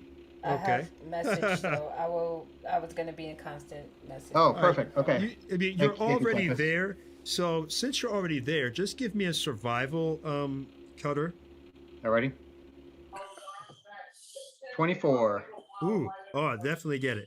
All right, so you can notice as you do your survival, and you're able to follow this smoke very well. You're trained to follow a scent, and you get to that tree trunk. If we could see it, you see it right there. Hold on, let me put it in the frame if it's not there. And you could see a still slightly smoking tree trunk. And give me a wisdom check, please. All right. Well, I mean, usually it's based on some kind of skill, just wisdom. Yeah, this is straight wisdom. So it's not okay. It's actually straight wisdom. Is there a button? There's not even a button for that. Are you sure it's not like a saving throw? Just click wisdom. Just click wisdom. I click the stat. Yep. Yeah, the word at the top of the little stat box. Word. In case I didn't say it, I did follow Cutter. I got a 9. Yeah. Okay. Cutter, you're able just to determine at this point. It's just it just seems like a tree trunk that's smoking. You can't really tell what it is. You're not really getting anything from it. So at that point, as I see Cutter moving forward in my vision, I cast message, and I ask him, "What do you see?" Strangeness. A tree that burns then does not. I don't know if this is a tree at all. And I'm going to look at it. I'm going to look at it suspiciously and approach it with my sword out. I'm gonna turn to Lucius and I'm gonna say he's approaching a tree that's on fire. It's burning. He says was burning, but he doesn't think it's a tree. Can I roll an Arcana check for that? Can I also roll an Arcana check? I mean, you guys aren't there, so I don't know how that works. Well, Can I ready my weapon? You told me the message, so just from the description, we'll see if we haven't heard anything from that or anything. No, read. I'll allow it. Go ahead. Everybody, you want to roll an Arcana on the just me and Tempest on the description she gave. A tree that's burning then stopped burning. It doesn't seem to be a tree. It doesn't burn. It's still slightly smoking. It's not. It didn't stop burning. It's just slightly smoking. There's just not putting out the huge amount of smoke that it was before. Tony, can I try the wisdom? See if I know. You can try wisdom. Whoever is there is near it. Hold on. Okay, yeah, wisdom might be a better one. Okay, that's a 7. I know nothing. Somebody pop another wisdom. But in admitting that you know nothing, you show you are wise. I rolled an eye. Well, I have wisdom, so I kind of expect that I could try, but winged is able maybe for Lucius rolls a 13, yeah. Yep, for whatever reason, maybe because you had spent a lot of time, as a wizard, you don't like the cold weather. You're constantly stoking fires. You recognize that this log doesn't seem more like a log. It seems more like a hidden chimney. And give me everybody, now that you've noticed that, you know that there's some form of a hidden chimney. Everybody give me an investigation. Like, looking around the log. Lucius rolls a 21. All right, so definitely you got it. All right, so there you go. That's a natural one. Well, Lucius noticed that, again, he's observing this thing, noticing that the chimney, that it's a hidden chimney of some kind, and you follow the path of where it feels to be like the flue pipe. You can kind of tell the general area under the ground. You can see there's a little bit of dirt that's raised up, and it goes towards a rock that you see right over there in the camera shot. You see that rock that I put there. Mm-hmm. And that rock, go ahead.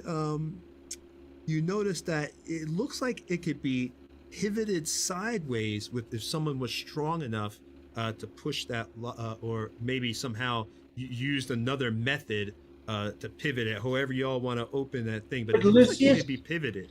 Would Lucius, would Lucius think this could be anything from the Underdark? He does have some experience. He's learned Undercommon. Would he think it's any kind of creature that lives in there from the Underdark, or anything that has these kind of behaviors or patterns from books he's read?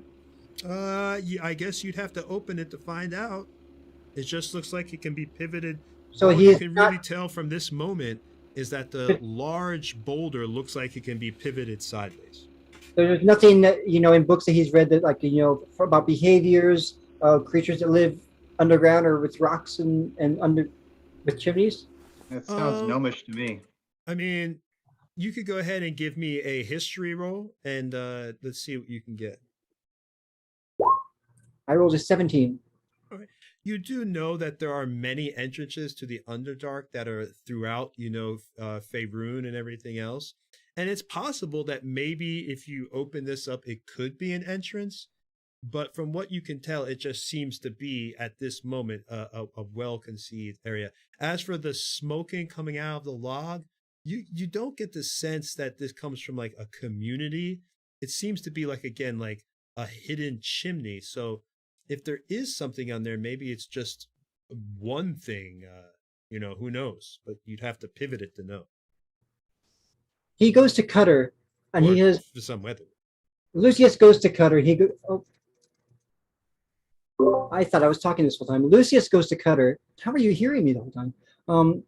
Lucius goes to Cutter, and he says, I think there's two things. Something's obviously living down there. It could be aggressive, or it could not be aggressive. It's obviously somewhat smart. We could either, and I point to the rock, go to it behind its hiding place behind that rock, or we could make it come to us by covering its chimney. Or we could do this, and he walks over to the to the tree that's smoking, and he starts banging on it with the sword. Really? He says, "Knock, knock." All right. Oh, that's more polite. And than then I Lucius thought. goes, or that. That's more polite than I thought he was going to be honest. You can tell. You don't need to roll. But you can tell from the vibration coming from the chimney that the area under there must be very small under that rock. It's not going to be very large because it's not making a large hollow sound. So it wouldn't be big enough probably to hold a humanoid or anything. More like maybe a stash or something.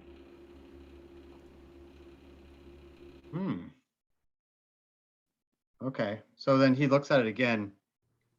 Is there a way, can I get my hand in? Can I peek around anywhere, like where from where the smoke is coming? Maybe chop parts of it to kind of give access? Well, like I said, you're just at the hidden chimney area, but the rock itself looks like it could actually be pivoted somehow. Okay. Like yeah. moved. So I was okay. So cool. So Does his the assumption chimney- was that was a chimney, and he's trying to get attention. But if nothing happens, he waits and he says, I guess we have to let ourselves in. And then Does I it- say, oh, go ahead. Does the chimney have roots going down, or is it just a clear passage all the way down? It seems like somebody just had like a flue sticking up out of the ground, and then it kind of like put the log on top of it to get, so you couldn't really tell that there's this chimney releasing some smoke of some kind coming out of the ground. It doesn't look as obvious. Does it look safe for Fievel the rat to crawl down to take I a mean, peek? you can't see. I mean, Could I see? I wouldn't be able to see if it's too sooty. Okay. You can see all of the. I mean, it's an entrance to a tube. It's only like it's not a very big chimney. We're talking maybe like a small cylinder like that. So your rat could fit in it, but you can't see because it's dark in there. You can't see what's down. I would like to. I'd say I can send Fivel down this way. They wouldn't expect that. That they might kill him. The tomb, the DM says now. What? You called it a tomb. So Fivel, I'm going to take Fivel out, and I say, if you see any danger, come right back out. And he sends Fivel to go down, and if you recall, Fivel has some, or the rat, I believe, has some special abilities, heightened senses of smell, particularly. All right. So Fivel goes down there, and what he actually sees is a bunch of like, he gets down, crawls down the hole. It's not that long of the flue, and when he gets this open area, he crawls a little bit in. It's like a small open area, but inside it's a bunch of like bottles. It looks like a bunch of just these bottles and everything, and you recognize. Actually, you can see through Fivel's eyes, right? Sort of. It's the keen smell has perception checks that rely on this, and perception is based on, I think, intelligence. Because I don't know if he would recognize this so much as. Well, I can see through his eyes, yes, but Right. Give me a perception then, or actually not perception, since you're seeing it through his eyes. Give me investigation. Okay. Would there any smells be particular that you pick up? Any smells? You smell like it smells. I get advantage on those checks. You do. Fivel does recognize the smell of it's a weird smell. So again, let's do a nature check to see if he would, because you can smell through him too. I believe he can. I believe that he can do his senses, but he can see through his senses, and of course take in whatever he's like. His eyes are rolled back when he's channeling in, kind of like. Yeah, I didn't know you could get his smell though, but if you can get his I smell, can double check real quick. Only ones I remember off the top of my head are sight and hearing. Yeah, I can't remember. I don't think it's. No, it says while you're familiar within 100 feet of you, you can communicate with it telepathically. So it can tell me. It looks like you can see through your familiar's eyes, hear what it hears, until the start of your next turn, gain the benefits of any special senses that the familiar has. So yes, I would be able to do the smell. All right. So if you can smell, give me a nature check then for recognizing this smell. Okay, this would be an advantage for him. Find my character sheet real quick. Okay, here we go. Nature, you said? Yeah, nature. Oh, okay, then that's not an advantage. Excuse me. He rolls a 17. All right, you actually do recognize this smell. It's an herb that is created that is used to create a toxic drink called Dova. It is strong enough to burn a hole in a normal human stomach as if drinking acid, and is specifically made for dwarves. They say that 1 cup can get a dwarf drunker than a halfling in a keg. He tells Fiverr to come back. He goes. He unworries himself. His eyes go normal. He goes. If I'm not mistaken, I think we might have found an underground brewery for a Duergar. Alcohol? Only for dwarves. There's a toxic drink that would burn a hole through our stomachs. It's really, you would need the constitution of a Duergar, or of a dwarf. But this seems to be one that likes to live underground, so I'm assuming it's probably a Duergar, unless it's some other foul creature. Well, if it's a Duergar, there's only one that I care to see alive, so let's go in there. And I'm going to say Yuri, and I'll walk over to the boulder and try and move it. I'll ready my lightning bolts. Give me I will help. I will help Cutter move the boulder. How do y'all want to do it? How are you trying to move the boulder? Well, so you said we could pivot it, right? So I'm going to be lower since I'm shorter. Bend my legs. I'll be 2 hands on the lower portion. Yuri, 2 hands on the upper portion. Yep. And we'll do an assist. Okay, so you're just going to use athletics then? Okay, or strength. Okay, whatever. That's fine. Strength or athletics is it better? That's no, you're fine. You were able to pivot it with that win, with that score. 23 definitely pivots the boulder.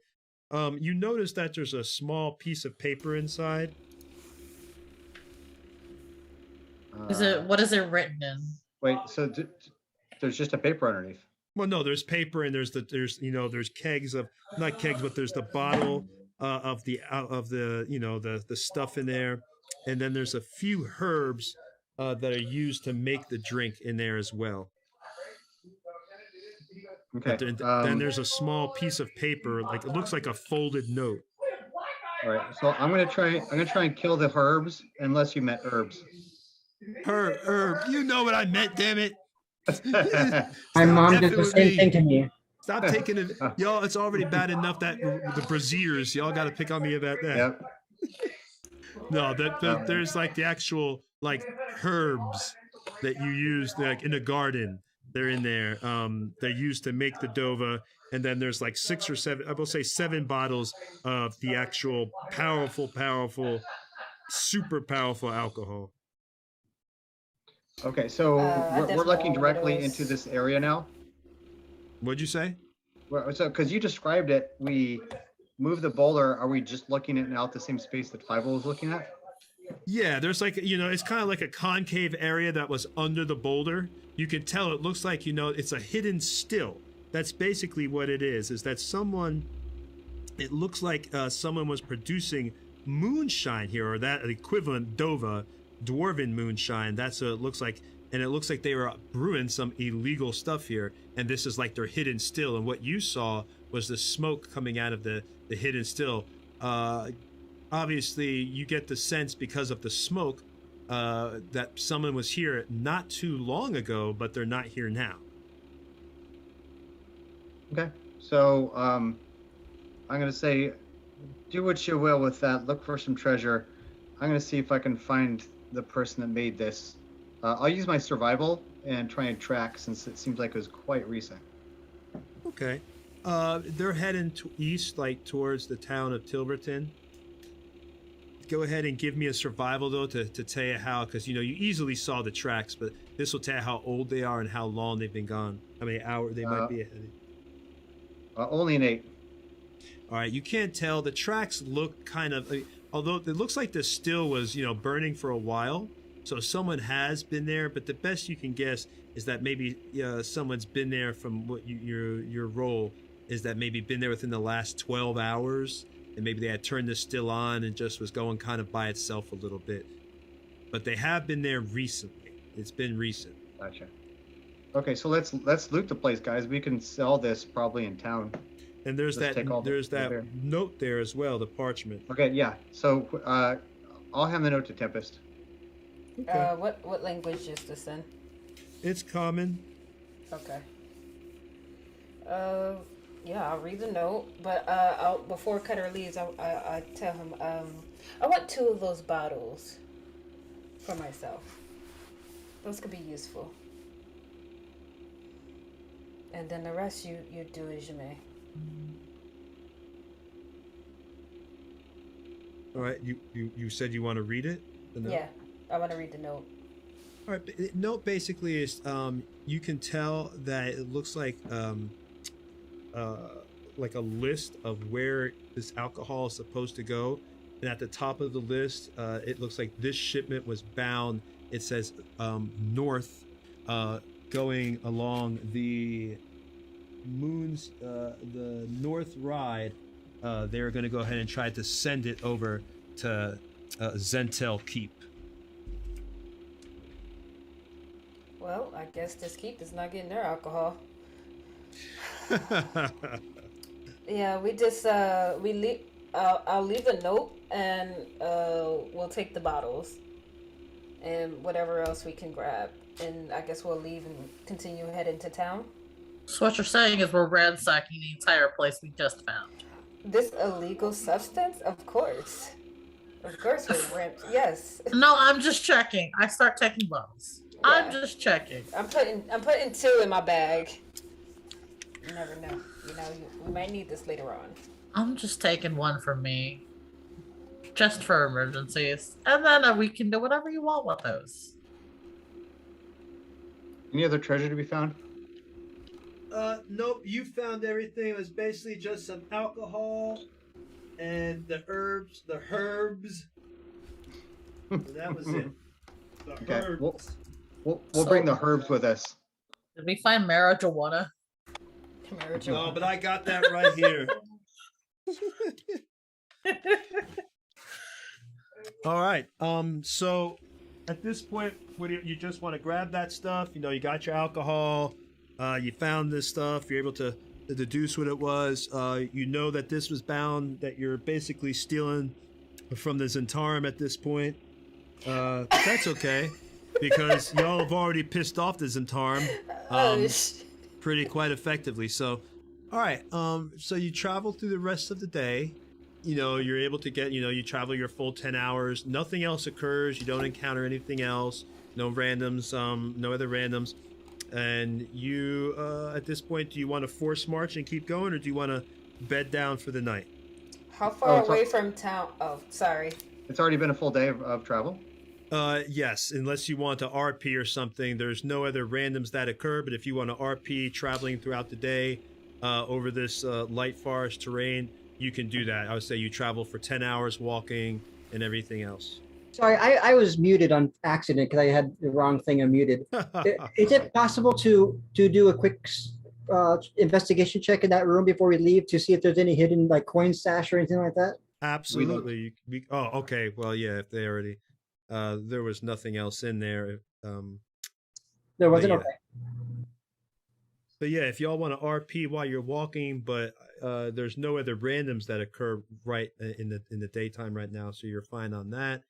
But yeah, you travel overland. The weather stays about the same. It does seem to be getting a little bit foggy as the night progresses. It's cooling down a little bit. Since it was a little bit warmer, you remember, now it seems to be getting foggy as the night is progressing. So you can tell there's going to be like a heavy obscuring mist through the day. So that's, of course, going to give, advantage to creatures that are able to hide in the mist like yourself. So if you want to stealth through the mist, you could do that. But yeah, it's nighttime. It's a little that. What do y'all want to do at this point? Do you want to RP your walk through the day, or do you just want to bed down? How far away from town are we? How far? Tomorrow morning, at this point, you know that you'll be able to get on the road. You could see the road is not too far away, and that will increase your travel time and make it a little bit faster. So you know that one more day on the road, and then that next morning, you will be right at the city of Tilverton. We need to use another ration now? Ration?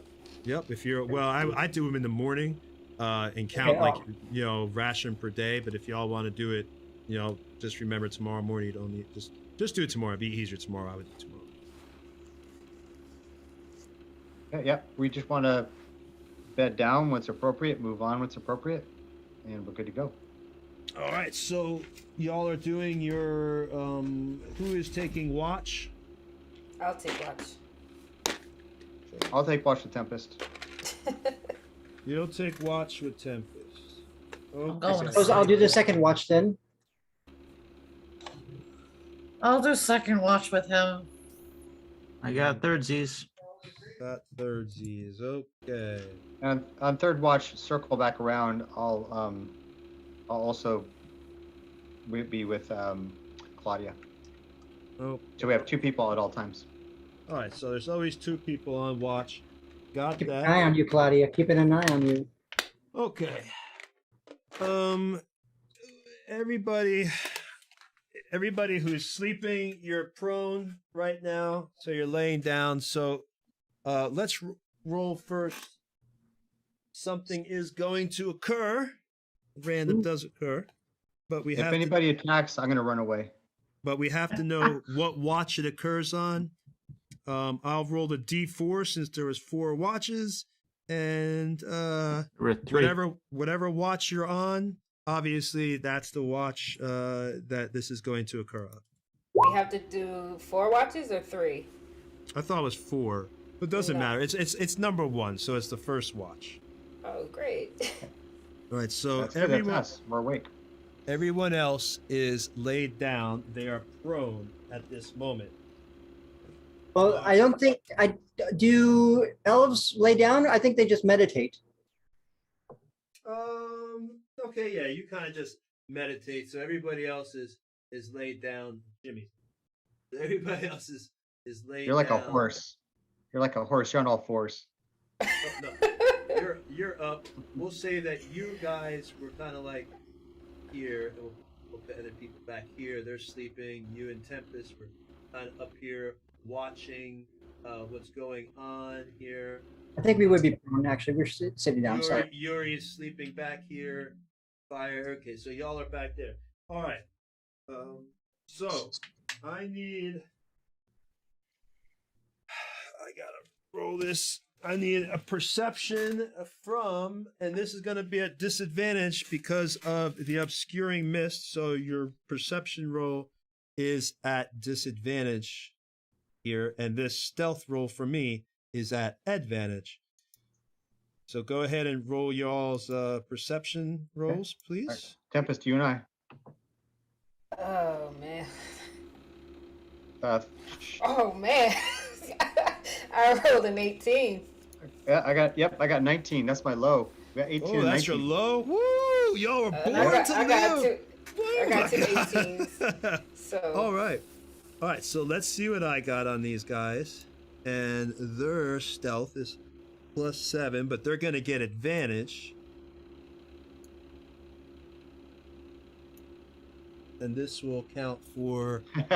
I thought Exile fell asleep. Exile's role playing sleeping. Or is she? All right, so you don't You'll notice never these. know. All right, Dun, so dun, you dun, don't. dun, dun. This isn't a question of surprise, Eric. You don't even. I don't know. This might apply. Would this work where would your alert pick this up because you can't see them? They're just so obscured, and now this is about to bite you. It's about to make the attack, and you don't even see it. Nope, Yeah, doesn't he's matter. not asleep. I don't even get advantage against me from people that are hidden. Okay, so we'll just say that then these come up. The spiders all are. Everybody else gets surprised, Ew, but spiders. I Eric. love spiders. I hate them. Everybody Food. else gets surprised, but Eric. Let's see if this one phase spider also has. Because it's obscured. Oh, face spider is great. Let me see if this. Yeah, it wants revenge against Eric. So let me see if this phase spider. At love least, it. you know what? At least it's Now, not Eric, you anything don't- that's a you fake don't creature. see all these spiders because they are hidden, but they can't surprise you. But as long as they don't attack you, you still don't see them. And that would be correct, right? Because they are Well, hidden. Right. Well, so yes, but as soon as I'm involved in a combat with them, Yeah, then right, you, which then you would know. mean if Yeah. they're going to attack anybody else, right? I'm in the same combat, so to speak. Right, Gotcha. I'm right there. Yeah. So soon as they do something, you see them. Okay. All right. So everyone else is sleeping and prone, and these spiders come in because Eric, you I guess your spidey senses tingle, but you didn't see them, so they were able to surprise the other people. You couldn't warn them, but you won't be surprised. Right. And I will go first, right? So when they are going to let themselves be known, probably the first one, I can act. I'm sorry, my hands are shaking. I'm shivering. It's so cold in my garage. I can barely hold the stuff here. The spiders look cool. I love it. Yeah, you got some giant wolf spiders and a phase spider. And they And all... Ori Noir said, "Nice terrain setup." Thank you. And I Thank would you, agree. So these are all here trying to get these people, trying to fight everybody. All right.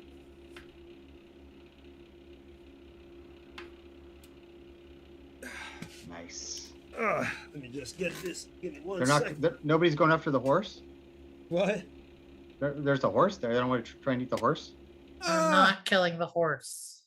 That's a good idea. I might go after the horse, maybe. That's a lot easier than people. The horse. Oh, that's great. The horse could go and run. The horse gets terrified.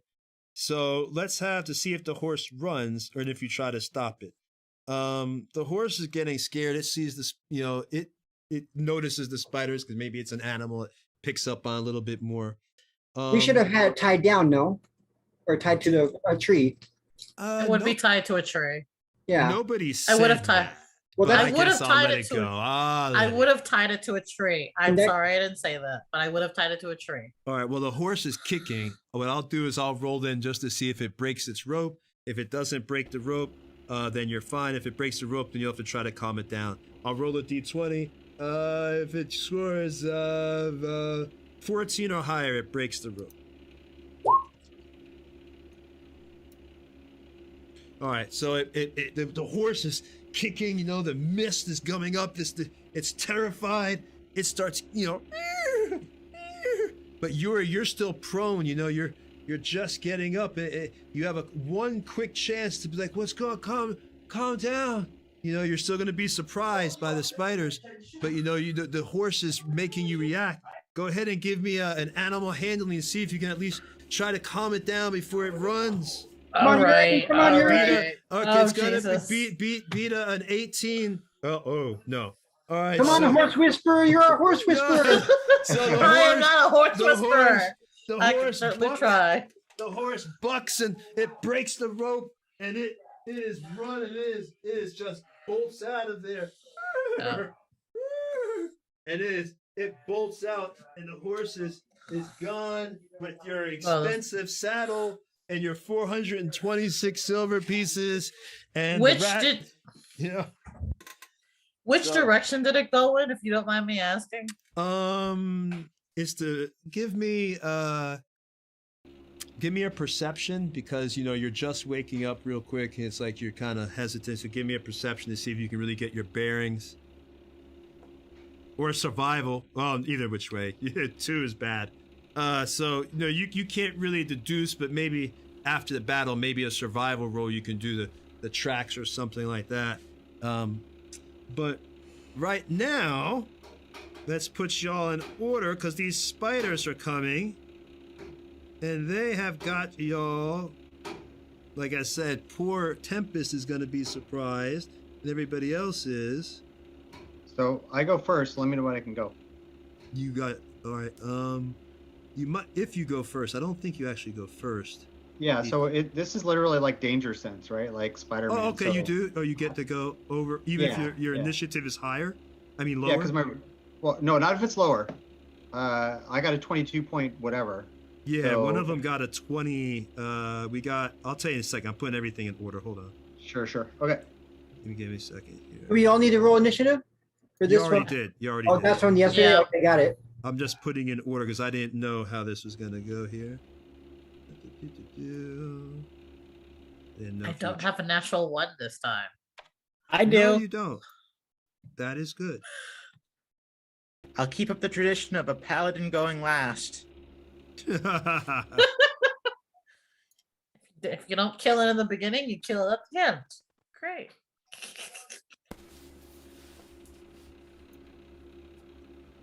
Are you ready to spam smite? Oh yeah. Because everything dies with smite. Yeah, and we're yet to take our long rest, so we'll still get to sleep after this. Oh yeah. No reason to hold back. Oh There's a yeah. couple- 2 There's a half couple asleep for healing, you smites. guys. Give us a couple of healing at the end. You have lay on hands. I also have healing spells, so we're good. Well, those Perf- those are still spells. My point. Yes. Don't use them all up. I will not. I think I have. Yeah, it's pretty late on Claudia, this. poor Claudia definitely goes last. With the 1. All right, here's the order. Okay, make sure everything's okay. We have Giant Wolf Spider 1 going first, Cutter going second, then Giant Wolf Spider 3, then Phase Spider, then Lucius, then Yuri, then Giant Wolf Spider 2, then Giant Wolf Spider 5, then Tempest, then Giant Wolf Spider 4, then Claudia. Alright, so first is Giant Wolf Spider 1. So let's go ahead and assign the numbers pretty much going around the board. I want to be mean to, I'm going to make 1 over by, no, Lucius had cruelty done to him before. So we'll make it over by oh no, I guess I will go for a poor Tempest today. Yeah, we'll go for Tempest. All right, so 1, 2, 3, 4, 5, and then Phase Spider. So number 1 moves up behind Tempest. You know, it's right there. Gonna attack her. She doesn't know it's there. Let me just get that out. This gonna go for a bite here.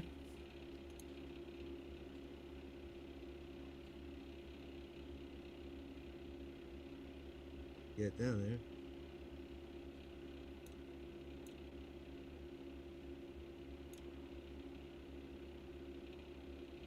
There we go. Okay. All right, so he's trying to bite you real quick, and it has advantage on this bite.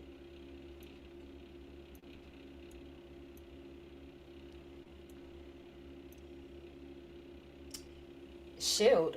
I don't think that hits you, though. It does, actually. My AC is 14, but I will shield. All right, so you shielded it. This spider comes up, and you see it.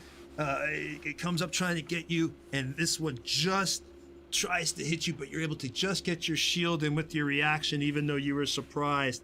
And now it is Cutter's turn, since he technically, now he saw that spider. The other ones are hidden, but you saw that spider, Eric. Or Cutter. And now Yep. it is your turn.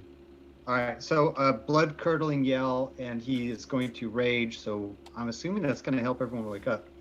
And then I'm going to go ahead and, as a free action, draw my shield, and I'm going to grapple the spider in front of me. Actually, no.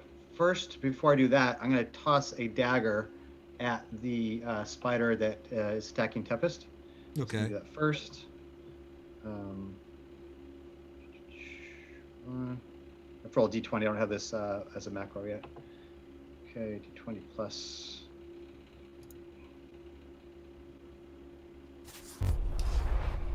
Only a 9. That misses? With a 9 trying to hit a... I'm sure that misses. That's got to miss. Yeah, I'm pretty sure that one misses. Okay. I know already. I had to. It is AC.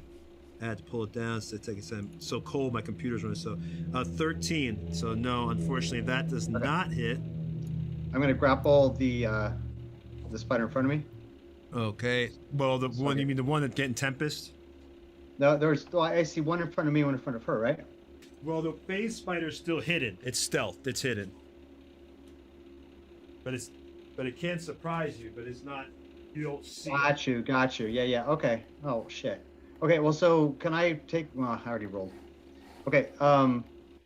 Then I'm gonna run up to that spider and punch him in his frickin' nose.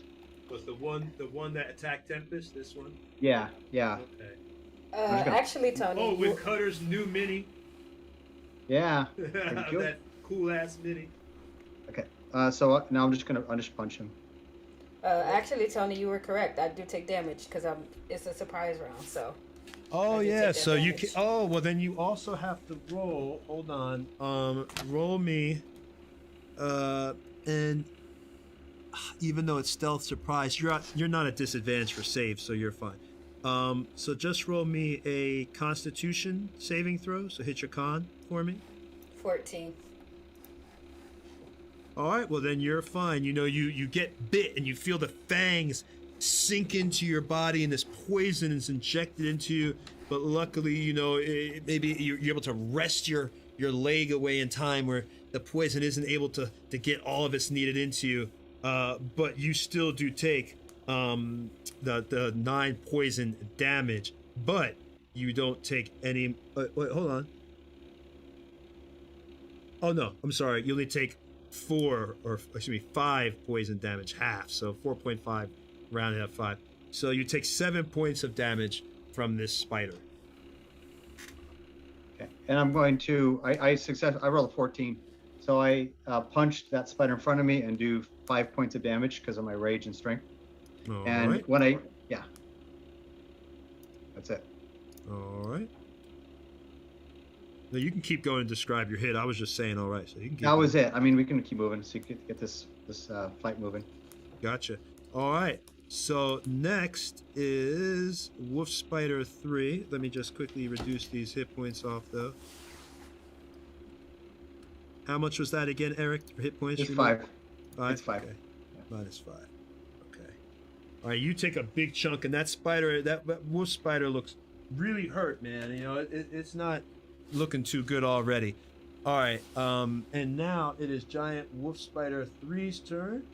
And that one is going to attack one of the prone people. Y'all are awake from Cutter's blood-curdling scream, but you're prone. The spiders are right on you. So that was 1, 2. So it's that one right there. So that one is going to go for.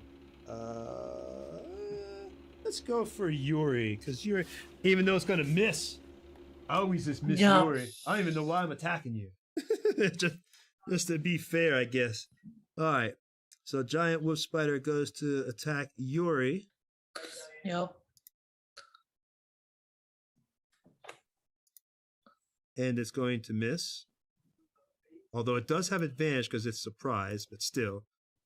Unless it rolls like a crit with your crazy high armor. Oh, I got a 20. I got a 20. That's a shield, Tony. Well, it's a surprise. It's a surprise round. Oh, it's a surprise. I didn't know that. Yep, so that's it. Okay. Give me a constitute. Thank Space for that, for her honesty. And Space, give yourself inspiration for honesty. Okay. Yay. Yeah, Inspiration. there you go. For honesty. Love it. All right, and then give me a Constitution saving throw, Yuri. Okay. That doesn't that is save a fail. anything. All right. You take okay. That means you take a total of 15 damage, 6 piercing, and 9 poison. 6 piercing, 9 poison. All right. So it's 16 or 14 altogether. It looks like the target is. Oh no, you're not at 0 hit points, so you're good. So yeah, you took 15 points of damage. So this. You know, the spider comes by you, Yuri, you know, you're trying to get up. You saw the horse, you know, and, you know, before you, as you're reaching your arm out under your armpit into your lymph node, it sinks its fangs in a very, like, ah! You try to come down, but it's already pierced you, and you could feel it coursing into your veins, this poison, and it got a full injection. You feel incredibly wheezy as it burns through you and begins to make you shake and almost locks up the very muscles where you can feel like you can't move. All right. And I'm now, going to murder you and take your poison and shove it down your throat. Now it's the phase spider's turn. And it's going to go after Tempest as well. The phase spider this time, because these things are attacking, trying to get their food. So Not next to anyone, am I? what? I'm not next to anyone, am I? Out of curiosity. Yes, you're laying down next to Claudia and Lucius. Yeah. Okay. Was curious. All right, so phase spider goes to bite.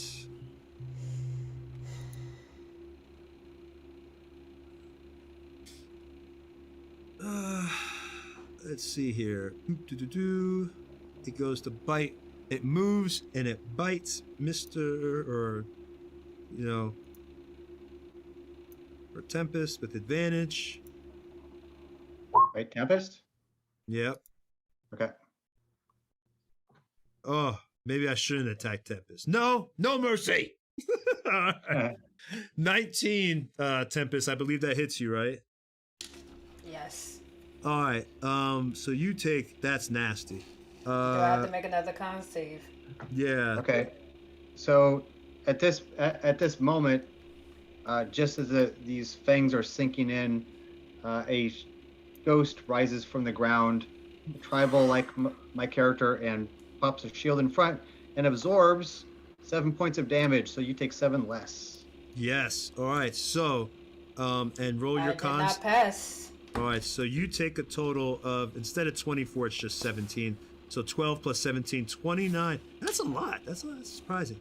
12 plus 17, so 29 points of damage as this space spider comes in, and it bites Tempest. It walks in and just and then just bites you and does that. And now, as it does that, it ethereal. Let's see. Wait, you said how much damage? You said 29, right? Yeah. Okay, that's right.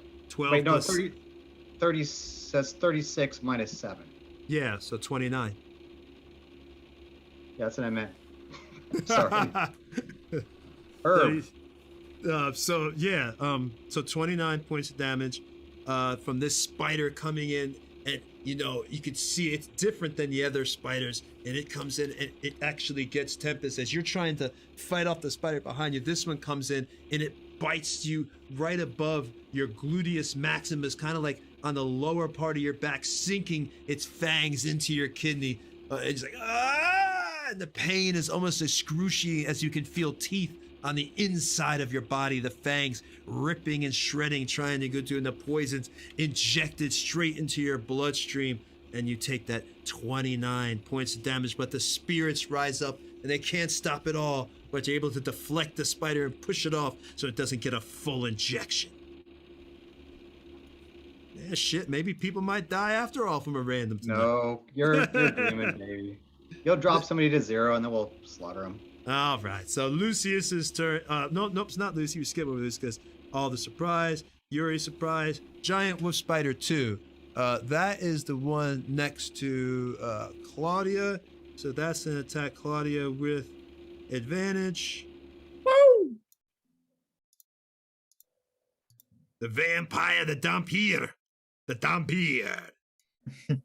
That's not gonna hit anything. That is not going to hit. I already know. Claudia, 13 ain't going to hit you, is it, Claudia? No. Nah, 13 ain't hitting nothing. All right. So next is Giant Wolf Spider 5. That is the one next to Tempest as well. It's going to go for her. God. You should blame Matt. Blame Matt Mercer. I've read a meme that How is said, there- "Don't be I don't- nice to the oh, players." there's 3 over there. I can't do shield. It's a surprise round. All right. So this one bites with advantage.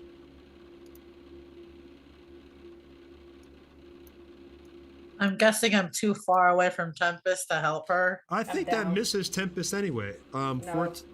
my AC is 14's a hit. Okay. Roll I'm the down. con save.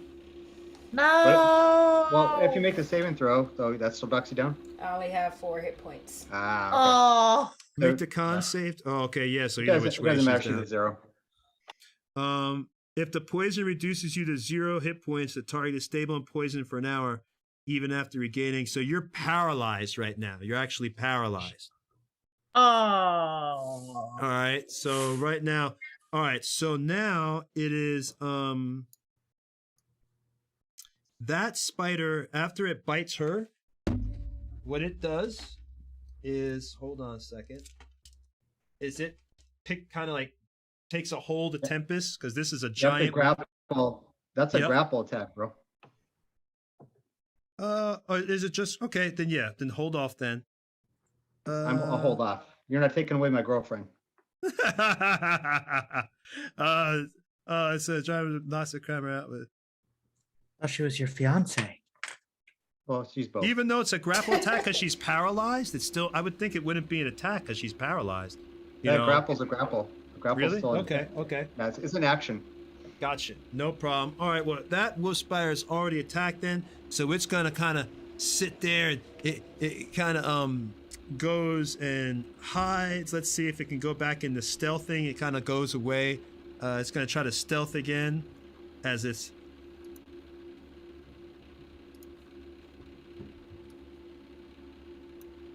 Quick question for you, Tony. It's not very stealthy. Yeah, go ahead. Tony,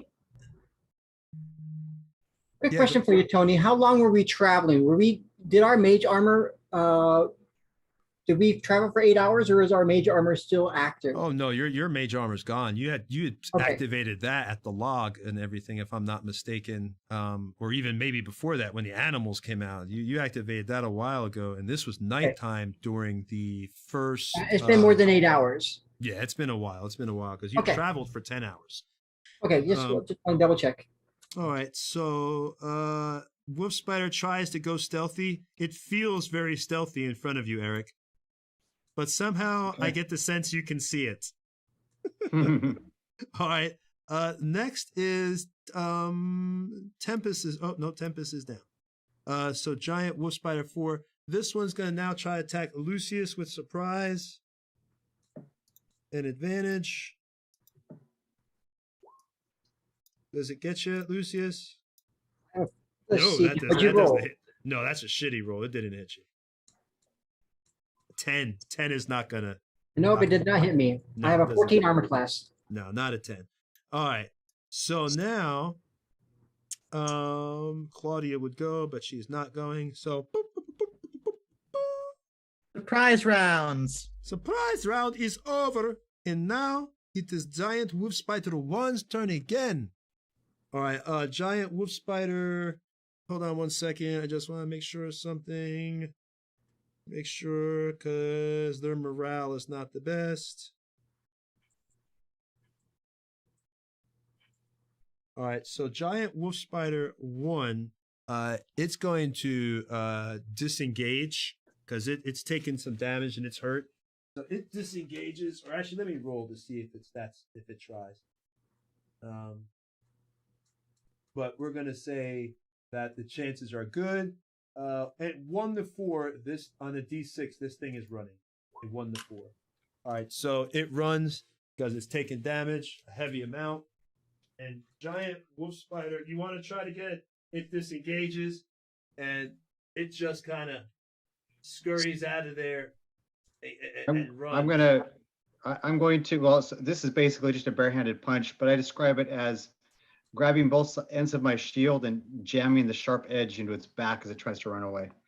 So it's still an attack of opportunity. Well, it disengaged. It disengaged. It didn't even. Oh, it disengaged. Yeah, it disengaged, Gotcha. and it ran. It's gone. Because it took damage from you, and you did a hefty amount to it, and it's an animal. And it realized it's not worth the risk. So it's scurrying away, heading for underbrush. What's this movement? What'd you say? What's his movement? Speed 40 feet.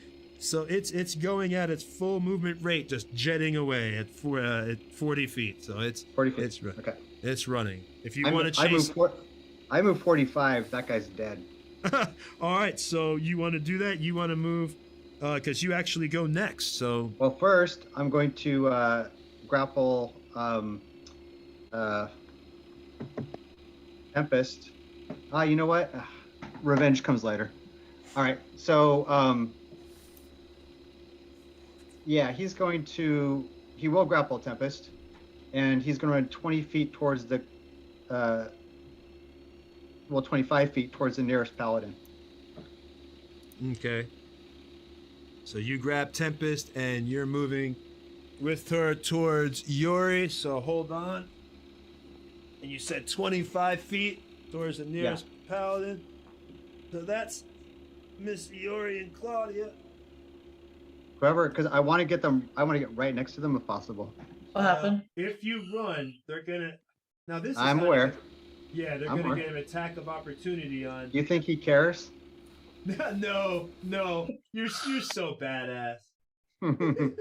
He's trying to save his wife. That's his, Right. that's his woman, yo. I'm literally trying to run to AJ at this point All because right, I can get her. let's do these rolls of the phase spider and the trying to get Cutter. So giant wolf spider whatever attacks. It's not at advantage because not a surprise round. But you didn't see it, but you don't get surprised, so it doesn't matter. All right. That'll hit. That hits. All right. Give me a Constitution saving throw. Coming. This is turning out to be an action-y battle. I thought this would be easy. These things are so small. 14, so I made it. So I take 3 plus 5. I take 8, counting my damage reduction for the first attack. All right. So you take 13. 11. 11, right? Yeah, 11. No, I take 8. 8. Oh, okay. Your reduction. I'm sorry. All right. So the first giant spider. As you run away, the mist is all around again. These things are using the mist to hide from you guys. That's how they got in close. This is their hunting ground. They knew when the weather goes. So it goes to jump through the mist. You see it clear. And I should have had the fog machine running for this. Fuck. Oops. Bad one. All right. So it jumps in. And, next time I'll get the fog machine. And it's going to get you. And now it bites you, and as you're running, it gets you right in your Achilles heel. It's able to slam its fangs into you, but you're so pissed. This is for Tempest. She's down. Your wife, you aren't gonna let her go, and if she goes, you go with her. And now the phase spider gets its attack on you. Normal roll. You better hope it doesn't hit. I got 28 poison. 28. You better hope. All right. So phase spider misses, and you are running. I bashed that one back with my shield angrily as I run forward with Tempest. Yeah, that's it. And then I whisper to her, "I have you." All right, Oh, that's so. I want real tears on the stream. Real tears. We've already had enough real That's tears. easy. I just have to think of my childhood. Oh my god. No. All the other players in the group are gonna want to be engaged to Cutter, so he just saves everybody. Yeah, like he's so awesome. You want to take my third wife? Whoa. My third wife. It's the Elven way. Polygamy. Oh yeah, the Elven way. Polygamy relationships. That sounds great. That's what wood elves do, That's just what they do in the woods. All right. So now it's Giant Wolf Spider 3's turn. Oh, sorry. When I get to Yuri, I yell, "Heal her now!" Because I'm raged. So I was already planning to do that. You're hulked out. He's all hulked. All right. So right now she's still paralyzed though from that poison. I know. So, but I want to get her so she has positive hit points so she won't die. Yeah. So at least she's just like frozen like this. All right. Yeah. So now it's Giant Wolf Spider 3's turn, and that one was the one by Yuri. So it's gonna try to get Yuri and miss again. So watch it miss.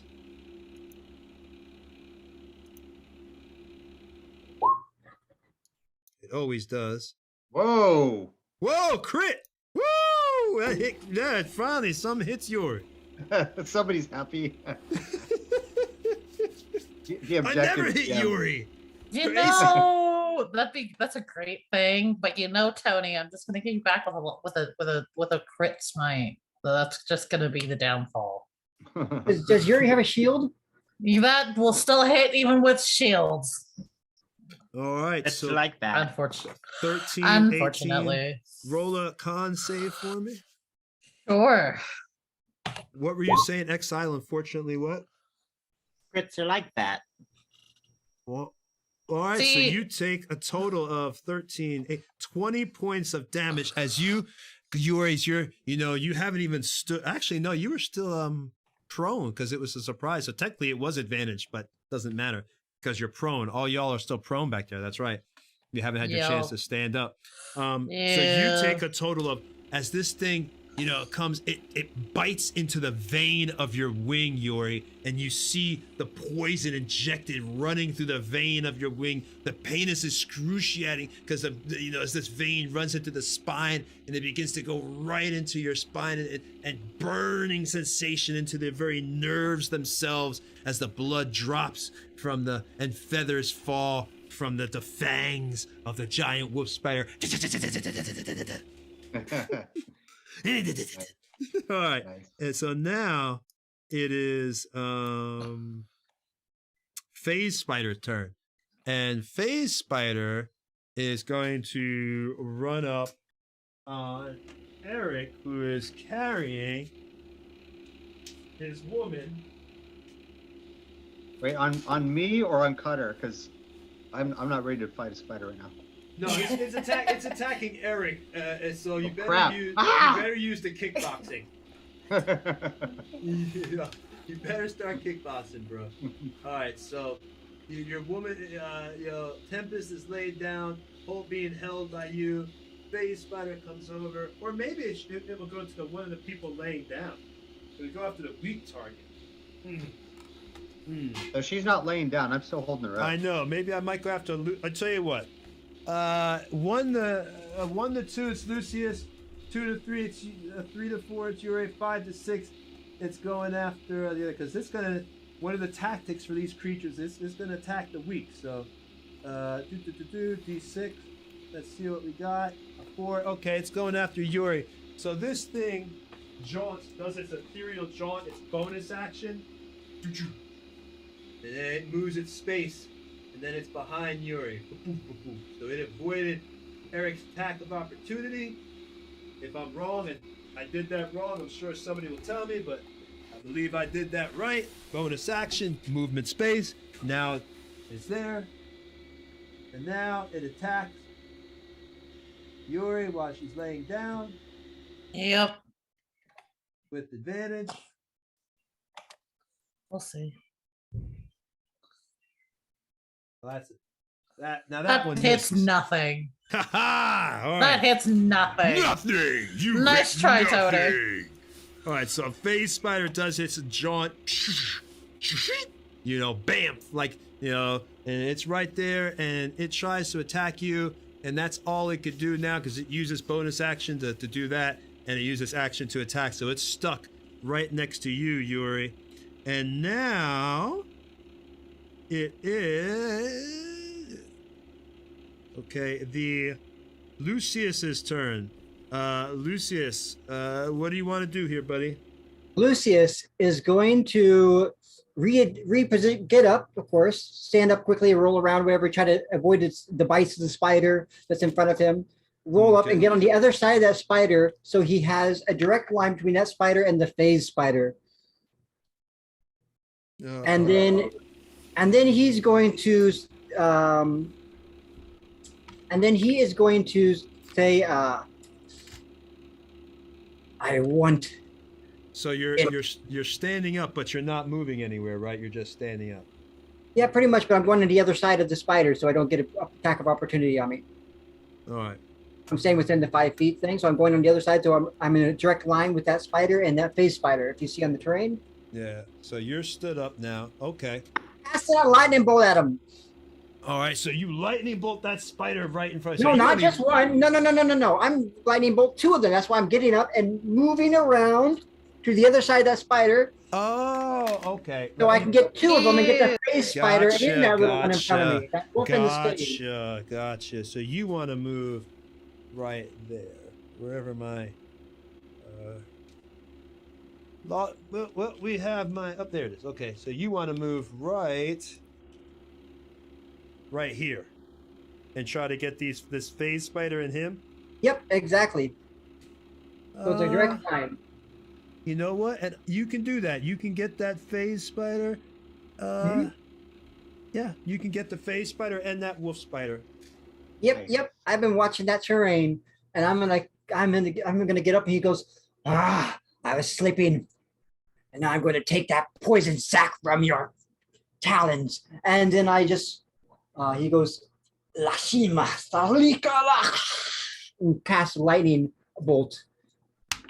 All right.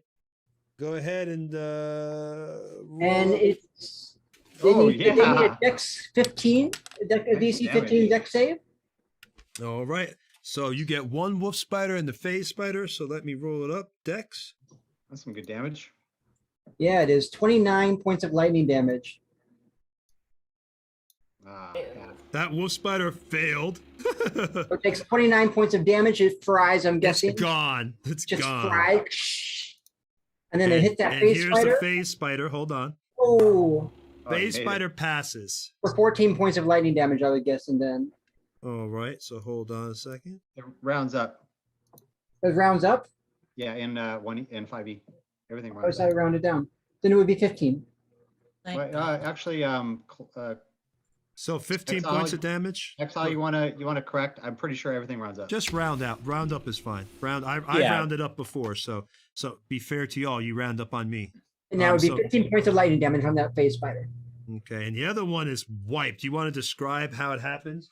Well, yeah, just like I just say that foreign language thing, and then that spell language, and then it just fries because it pretty much almost has my hand right in front of it as it puts its fangs up, and then just fry it right in his face, and it goes right through it, and it just like bursts in like a puff of air, and then I'm guessing that poison sack's gone. And then it goes in, it strikes right through the phase spider, and I'm guessing the phase spider phases in and out for a few seconds as it's taking fat damage. spider. Yeah. And then his hair's all wild, he's still like, sleeping and stuff, he just looks like a mad elf. All right, so those guys are hurting. The other one is completely ran away. It's gone. You've got that one over there still. And now it is Yuri's turn. So what you're saying is I can finally hit things. Yup, better it's hit my behind you. girlfriend. Get your revenge. I'm just gonna turn around, be like, "Hi!" But first, I'm gonna use my bonus action. I'm gonna use Healing Word. Oh, I took the wrong spider. But Isn't- yeah, go ahead. The is one healing- behind you is still there. You still got the wolf spider behind you. I took the wrong one.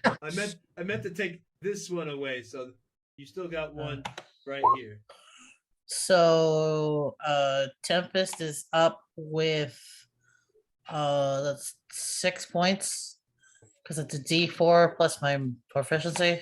She's still paralyzed though. She is still paralyzed, but I feel better that she's at least alive somewhere. That's true. She's alive. And now it'll be 2 hits with the great sword, and I just want to see if I hit first. You definitely hit. And what were you attacking? The phase spider or the giant wolf spider? Which one has more damage? One has no damage. The wolf spider has none. And the phase spider looks like it's taken a little bit. It got that 15 Okay. points of damage came off. Okay, so I'm gonna attack the face spider. I'm assuming both of those hit. Okay. Tony. I'm checking right now. I had to close something out to check it. And I believe it 14 does. and 22. Yeah, that hits. So yeah, you're good to go. And with that phase spider, it's gone. Describe how you kill it. The face spider is just gonna get sliced. As the face spider takes 9 points of radiant and 8 points of slashing. It's And it's just gonna cut you're just gonna see my blade come down and then you just see a flash of light and just get sliced in half. All right, so gone, Mr. Phase Spider, as your radiant damage hits it, And now I'm gonna turn to the other one, and it's gonna get the rest of it. Oh my god. How many attacks you get? I get 2. That's only 2. Oh, I thought you had to. I did have 2, but I rolled 2 attacks, but I didn't roll the. Oh, I the- thought you I were didn't roll the. using- I didn't roll the smite. I rolled the smite after, so I know that I hit. But you used That is- both hits on the Phase Spider, right? Is it just did one of them just hit, or did both of them hit? Well, both of them hit. Your 22 and your 14 both hit that phase spider. Because the first hit was 17. That was 17 points of damage because that's what the 3d8 was. The 3d8 plus the 8 slashing.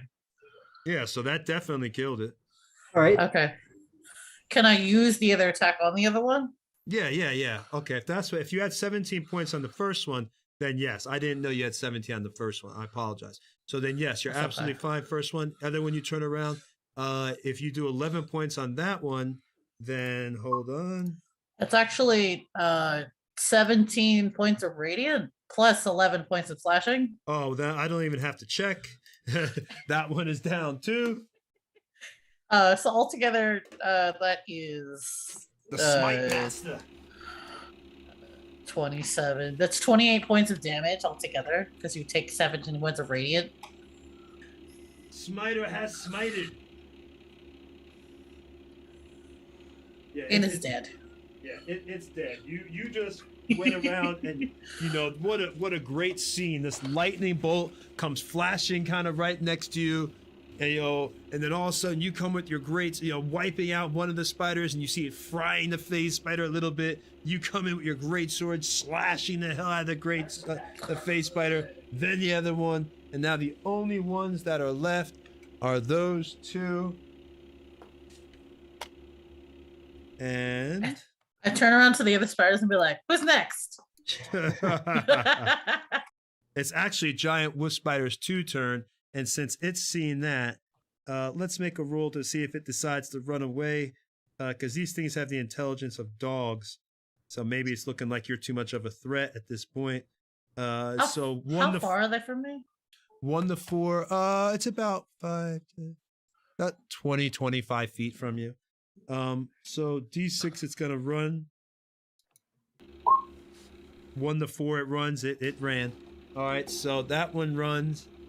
Phase Spider 2, and now Giant Wolf Spider 5 is dead.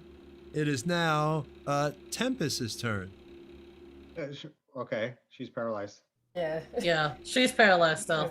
There's nothing I can do. Oh, that's right. All right. She's up with 6, but she's still paralyzed. That's right. Her eyes just Only like one darting that's- back and forth. Like, what's happening? I can't do anything. What is this place? All right, now it's going to be Giant Wolf Spider 2 is actually going to attack Claudia. It was Giant Wolf Spider 5 that ran away. So let's try to attack Claudia one more time. Claudia, are you up? No, you haven't had time to stand up. I'm still prone. Oh my god. Meaning poor you Pat. still have advantage against me in She's melee still attacks. sleeping. Yeah. She's a hard sleeper. Anything tries to attack Claudia, I'm gonna cause disadvantage because I'm right near Claudia. You don't And then need it to kind do of just that. evens out, I guess. I know. 18. Does 18 hit you then? Ooh. No, an 18 does not hit me. All right, Yeah. then you're lucky. All right, so it tries to bite Claudia still on the ground. I have a But quick it- question, not to be bad for us, but do we sleep with our armor on? Yeah. Technically, you're not supposed to, and It- we'll address for the- that. for We'll the address game. that at a later date. I got the It's supposed to be 10 for everyone, but we'll worry about that next game. I'm easing you into more pain. All right, Well, yeah. but yeah, it's Giant Wolf Spider 2 missed, and it's going to try to run. It attacks, and D6, let's see if it runs even after its attack. Let's see if it tries to get away.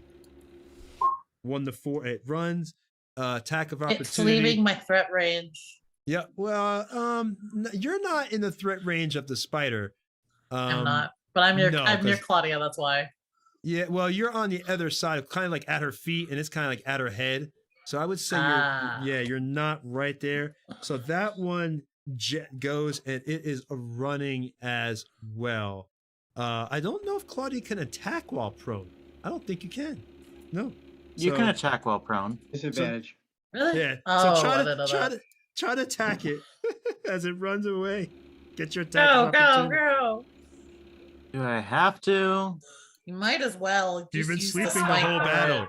You've You literally might as slept well the whole use the battle. smite for it. I mean, I just did. I 20 roll points over of and damage. keep sleeping. You're like, all right. I love So Claudia looks at the spider, decides it's not worth her time. She's like, whatever. And the spider keeps on running. And does anybody want to try to shoot it while it's going, or just gonna let it go? Oh, okay. Go ahead. You throw down Tempest to the ground. No, I don't throw her. Enemies to kill. I got her. She's good. Yep. All right. I'll lay her down as a free action, draw my sword, and I can dash up to 90 feet with a dash. And so I want to dash towards whatever spider I can, so I'm engaged with it. All right. You can get the one that was near Claudia for sure. The other one's jetted, but the other one, you can get that one near Claudia. You want to catch that one is farther than 45 feet, right? Well, the other ones, yeah. The other two are gone. Oh, the Claudia one. Yeah, that one is probably about 40 feet at this point. It's running. Oh, 40. Okay, then I can attack it because I can move 45. Yeah, you can still attack it because all it did was attack. It didn't dash. Yep. So I'm coming in hot, and I'm gonna attack with my longsword.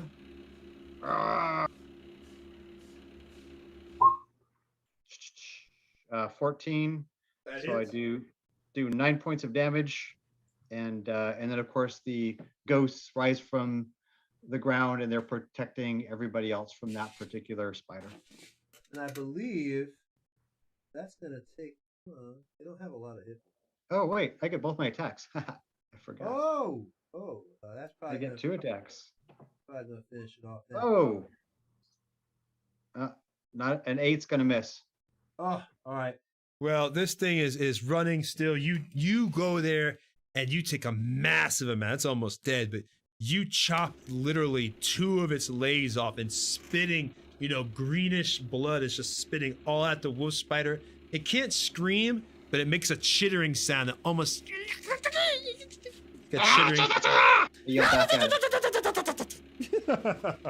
That's the best I can do for a spider, sound, man. I'm sorry. So this thing, that spider is gone, but you did a massive amount of damage as it ran away. And now it's still the first watch is now, that was the first watch, so you still got the rest of the night to sleep. Hold on, I'm gonna kill that sucker because You gonna kill him? I got it. Well, because I engaged him, right? And so if he tries to run, I get attack of opportunity. Go for it. You're gonna kill it. And I can probably run as fast as he can anyway. I'll just say that you kill it for sake of argument. I do, and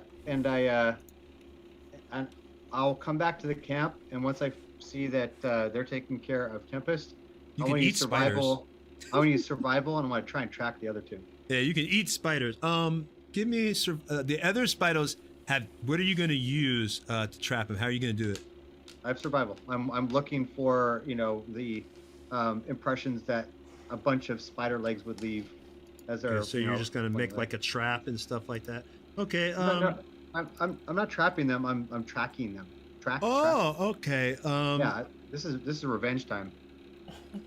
Give me their tracks are very 21. light. 21. Okay. All right. You're able to track. That was a rage search. You're able to track the spider tracks like a large hollowed out mound. There's Perfect. All right. I will stand in front of it, and I will draw my sword exactly like my character there, and I'll just yell. Ah! And I'm waiting for them to come out. You're cruel, man. These are animals. All right. Well, for argument's sake, I guess I'll have to force them to come back out. You track them to their home. They have nowhere left to go. So 2 spiders. Oh wait, how many ran? 1, 2, 3 ran. 2 ran. Away. 2 got away. 5 ran. Oh, that's 2 right. got away. Killed the other one. That's right. You killed the other one. All right. So the 2 spiders come out of their hidey hole with Eric right there. Everybody else is back here. They're a good distance away. You've tracked them to your hidey hole in your rage moment. And now they are there. Go ahead and give me an attack roll for the first. All right. Yep. Okay. So I'm using my longsword two-handed, and I'm raging. Sorry. Obviously I'm raging. I'm reckless attack. So Alright. it's me or them. So advantage. Yep. So 24 and a 23. So I do 9, and if that doesn't kill him, another 12. If the 9 kills him, then 12 on the other. Both of them are down then. All right. Both go Rah! down. You can describe how you totally picked on animals who were just trying to survive. You didn't make it sound like that earlier. So when That's they 'cause I was winning. yeah, so they come out kind of trepidatiously, but they see they have no choices. They move forward, kind of not quite sure if they should lunge or not. I lunge first, and they impale all the way to my hilt, to my sword, and I'm using two hands. I pull out and overhand swing, and then almost with a spin, with so much momentum, I chop the other one, going through legs and torso, and blood and ooze just flies everywhere, and he just yells again. Ah! All And then I come right. back. All right. All right. So you're making all this noise and, all that. It's just, what do you want to, this is the second night. You got the road in front of you. What do you want to do after you've destroyed these spiders? I'm gonna go tend to Tempest's wounds. I'm gonna use Lesser Restoration. So she's no longer paralyzed. It would probably go away in a day. Well, she's That paralyzed for probably an would. hour. It's for an Yeah, hour. she's. For an I'm hour. gonna still do it anyway. Just go to sleep and leave her paralyzed as y'all sleep. She'll be like this I'm while y'all go to fine. sleep. But there's You'll so get to see many- the sleep paralysis demon. Well, damn. That was all good right, one. then. Good one, Exile. All right, I'll leave her paralyzed. She's just going to sleep anyway, so it's fine. Save the I diamonds. feel bad. So, I feel bad. all right. So But I Jesus. mean, lay on hands also cures paralyzed, right? I thought it was curing disease. I thought it counted I mean, as a disease. I looked it up earlier. I thought it was curing a disease, to be honest. So I thought it would count as that, to be honest. Tony, It says your blessed touch can heal wounds that only ends disease or a condition, blinded, deafened, paralyzed, or poisoned. Yep, that was about right. That's by lay on hands. So, Lucius, I mean, just leave me paralyzed. It's fine. All Nope, right. it's not. Either way, I have to waste something. It's okay. And I get it back all tomorrow morning. It's fine. that's not wasting. Just use it, put it to good use. Exactly. But Tell I you believe. what, Tony lucky he got me down when he did, because I sure as hell was I was gonna use some big boy spells. oh, I was coming for you, Tony. you got some revenge. I didn't think that fight would be that tough for y'all. To be honest, because it was just like a random. But You mean- I guess. But it's the surprise rounds that get us. Well, I I'm Put know. almost We two full can't rounds at react. everybody. We can't take actions. Well, also it's because I'm using tactics that the monsters are supposed to use. I'm playing evil rich DM style. You know what? It's fine because they're just he got a face full of all the snipes. That's okay. Yeah, they're only a quarter challenge, like 1/4 challenge rate. So I mean, they're like crazy low, like 11 hit points. So it's like wasn't much. That was just a case of just again how things went with the dice. But yeah, so y'all go to bed. No, Lucius is not going to go to bed right away. He's going to go grab his alchemist kit real quick to do some harvesting of that phase Okay, spider. and I think Exile wanted something as well. What I have here, the phase spider, it's a DC 12 to not get poisoned with 4d8 poison damage. It has a shelf life of 10 days, the poison does. I have 2 glass beakers to hold poison.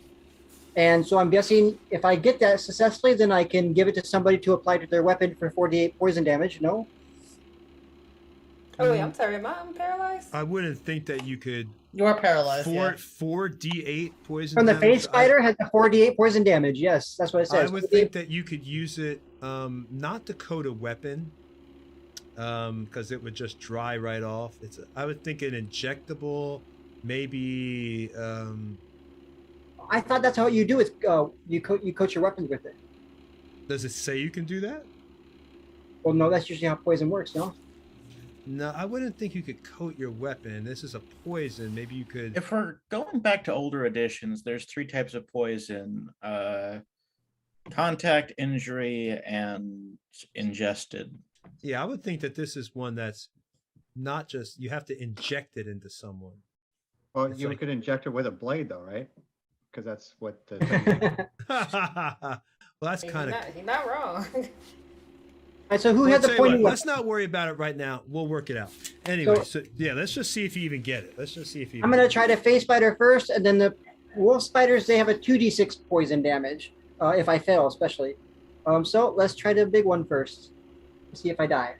I'm assuming that this is second watch right now, right, Tony? What'd you Yeah, this say? is. This is second watch, right?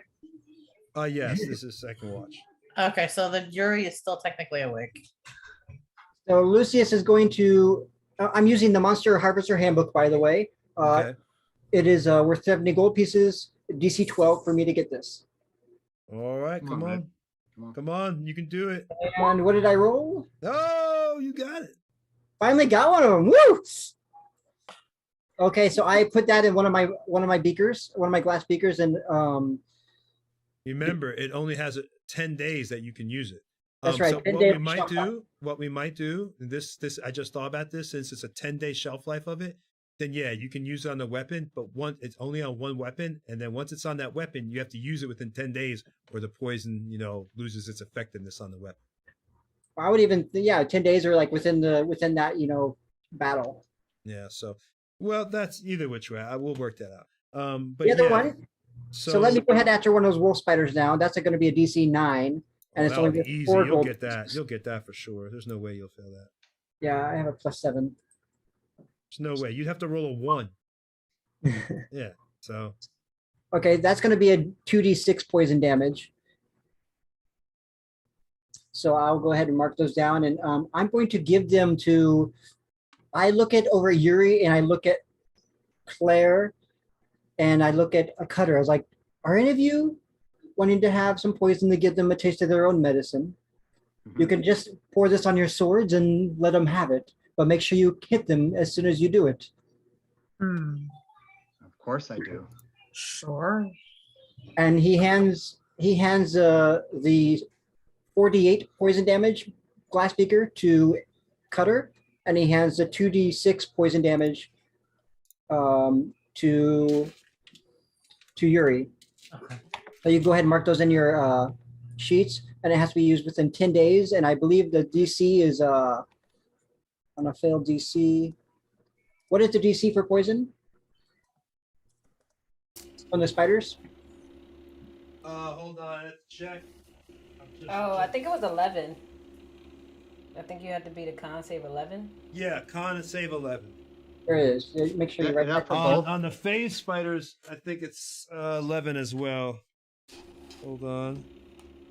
Sorry, I was standing up there for a moment. Yeah, it's 11 too. Okay, awesome. Thank you, Stacy. Mm-hmm. All right.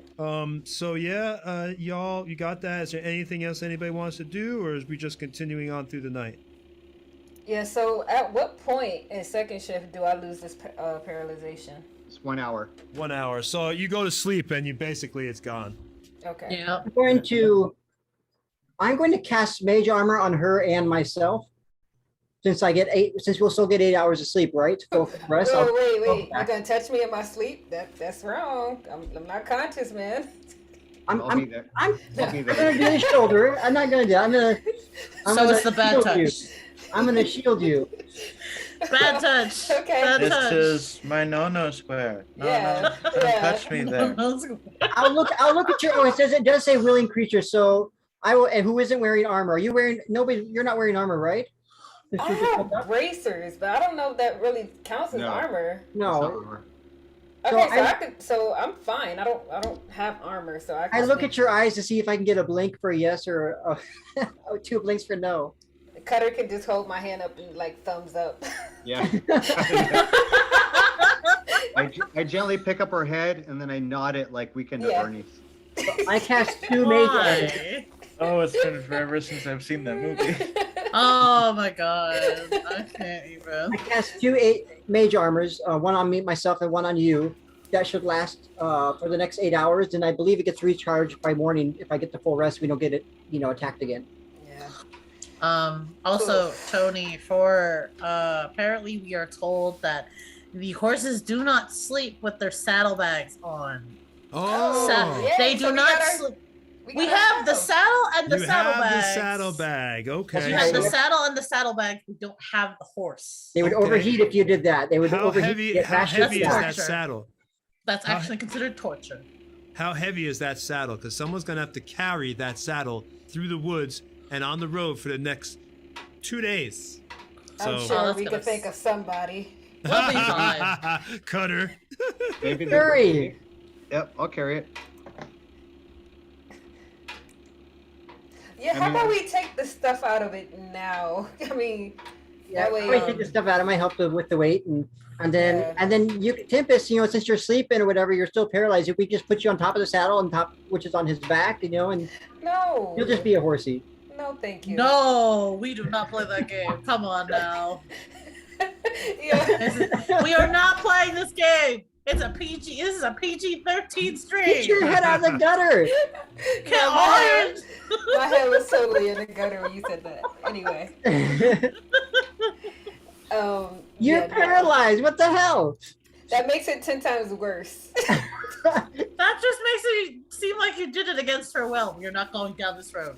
We are not going Right down in the this back road. of a saddle. My goodness. No, We're not going down the saddle. No bad stuff like that. You Yeah. are horrible. You are horrible people. How All right, evil so can you when is be? the party gonna have the talk with Lucian about consent? You might watch out because they might turn on you and kill you. Turn on the so.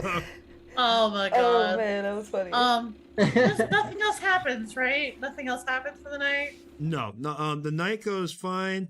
The mist clears up. The weather for today, as morning clears, is hold on.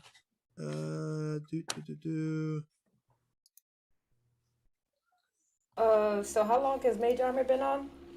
You'll have 2 more hours left of your mage armor. It's windy today, 61 degrees Fahrenheit, 16 degrees Celsius. That's actually colder than normal for this time of year. Excuse me, that was the wrong season. I'm sorry. Hold on. About to say. There we It's go. the winter Okay. time in It is D&D. 50 degrees, 10 degrees Celsius, and 30 with a low of 36 at 2 degrees. It's clear. The wind force is light. There's a gentle breeze. It has really no effect on combat or anything like that. Just a gentle breeze as y'all wake up in the morning, and you see the road is ahead of you there. If y'all want to start getting on the road, and the road goes north or south. North obviously takes you towards Tilverton, and the name of the road that you are on, according to your map, is called the Moon Sea Ride. So you are heading north on the Moon Sea Ride will bring you to Tilverton, if that's where you want to go. And of course, Lucius Tilverton made is conversation. known for He says, "Are we sure we want to carry this saddle with us without a horse?" We're gonna have to. We don't have a choice, then do we? We do. I mean, was we can leave the saddle thinking- behind and take with contents. Yes, give me that, and I'll grab all the gold, and I need to dump it on the ground in front of us. And I say, We could have did this days ago. I say, any of you smart people, tell me if there's some way they can tell where these coins came from, the way they're stamped, anything like that, because I don't want this tracked back to us if we wish to spend it.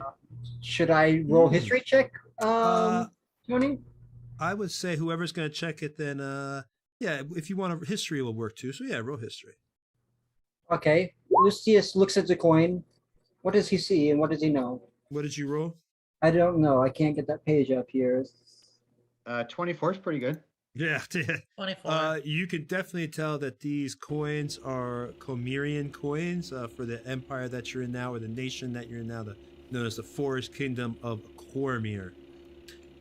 So we'd be able to use them in the nation of Cormyr, but we might want to find a post where we can convert them to gold pieces once we get to the border.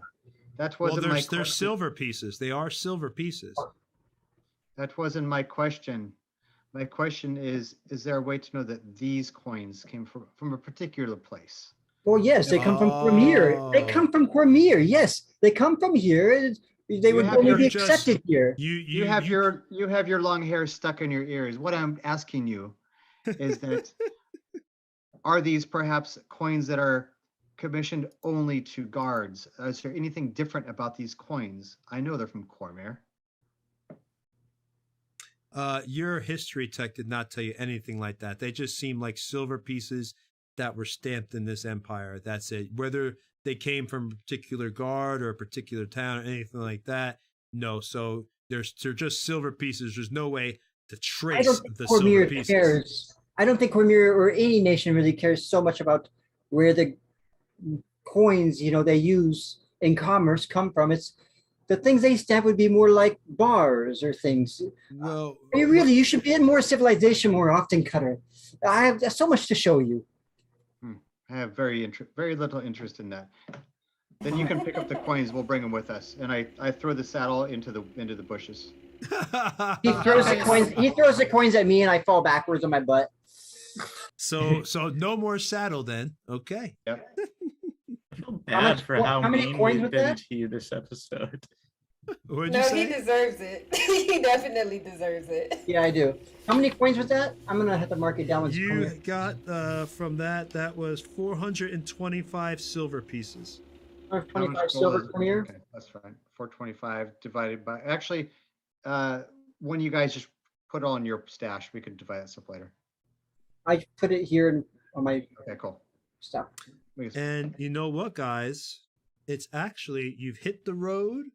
Are you going to go north towards Silverton, or are you going to go south towards Knoll Pass? Although you could avoid Knoll Pass by going overland, but then you'd have to cross a river or possibly go through the mountains. That would take you to the north. Going over the river would take you north of Holak Forest. I'm fine with the direct route, guys. Direct Fine, going to route. town. Same. We need supplies. We can't get supplies. Turn it back now. So. If we follow this road, we'll go straight to Tilberton. I think we should stay on the road. We'll have less possibility of running into wilderness creatures. We're gonna have to go face the music anyway, so More chances of running into those jackass guards. ugh. That is true.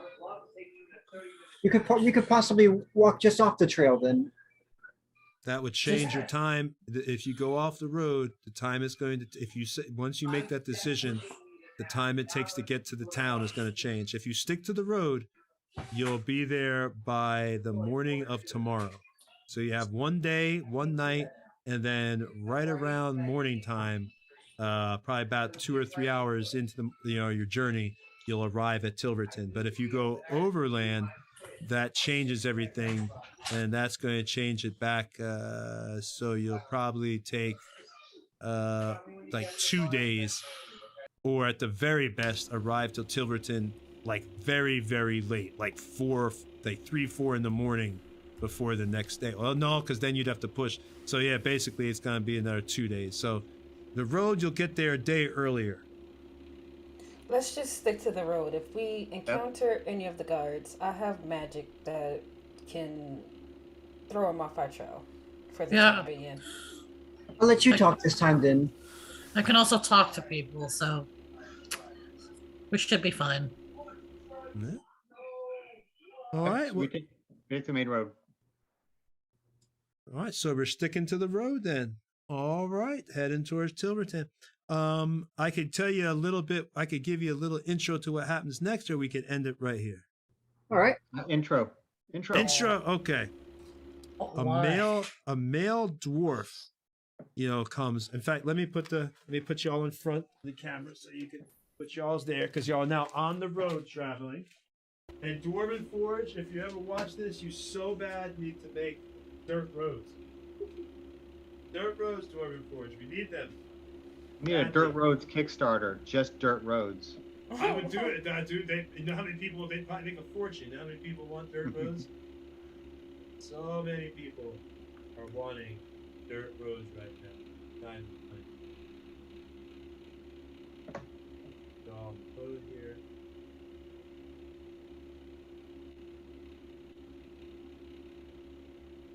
There's right up here. All right.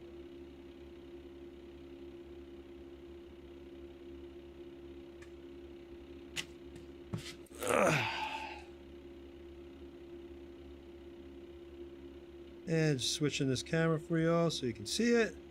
And there we go. All right. So, should be able to see it in just a moment on the stream. So, you see a male dwarf is approaching you, and he has a small cart that he's coming along the road as you're walking. Hey, he's waving to you. Hey, oh, hello there. Oh, where are you going? I got something. I brew a bit of everything. If you need something, hold just 1 second there. So you're saying he... Seriously, what? No, keep going, you're fine. So he's waving to you as he's approaching, and hopefully the camera should be changing. It's just a second here. I thought I hit the button here. But yeah, so you should see that, and he's approaching, and we're going to end it right there as this dwarf with his cart full of it looks like bottles and herbs and all sorts of things is coming up the road. Oh, that's a beautiful shot. Is coming up the road towards you here, and he sees you and he's waving, and that is where we will end it for tonight. So they are now on the road to Tilverton in this Forgotten Realms sandbox now. So this is pretty cool. That random battle went, I thought it'd be easy. I thought they would wipe the ground with those spiders in a second, but yeah, it looked like using the tactics, some really cool tactics, made it a little bit more challenging for them and hopefully more enjoyable for you, the viewers. And yeah, their time in Cormyr is going to be interesting because, you know, they have done a few things wrong, and we're going to see how that goes. But they are approaching Tilverton, so tune in 2 weeks. Eric, is there anything I'm forgetting? I know I always do, so please. I don't think so. Maybe sign off talking about our friends at D&D Creative Table Designs. Oh, yes. Please check out D&D Creative Table Designs. You will see a lot of builds up there, builds of what I do, other people, and not, you know, obviously I love Dwarven Forge, but you will see other stuff, other types of terrain, people that make their own terrain. You know, there's people who are just so talented up there. People that paint minis, again, create terrain, write modules. Oh, and we do write modules. I actually offer a writing class if you're interested. We don't seem to, like, we have it every other week.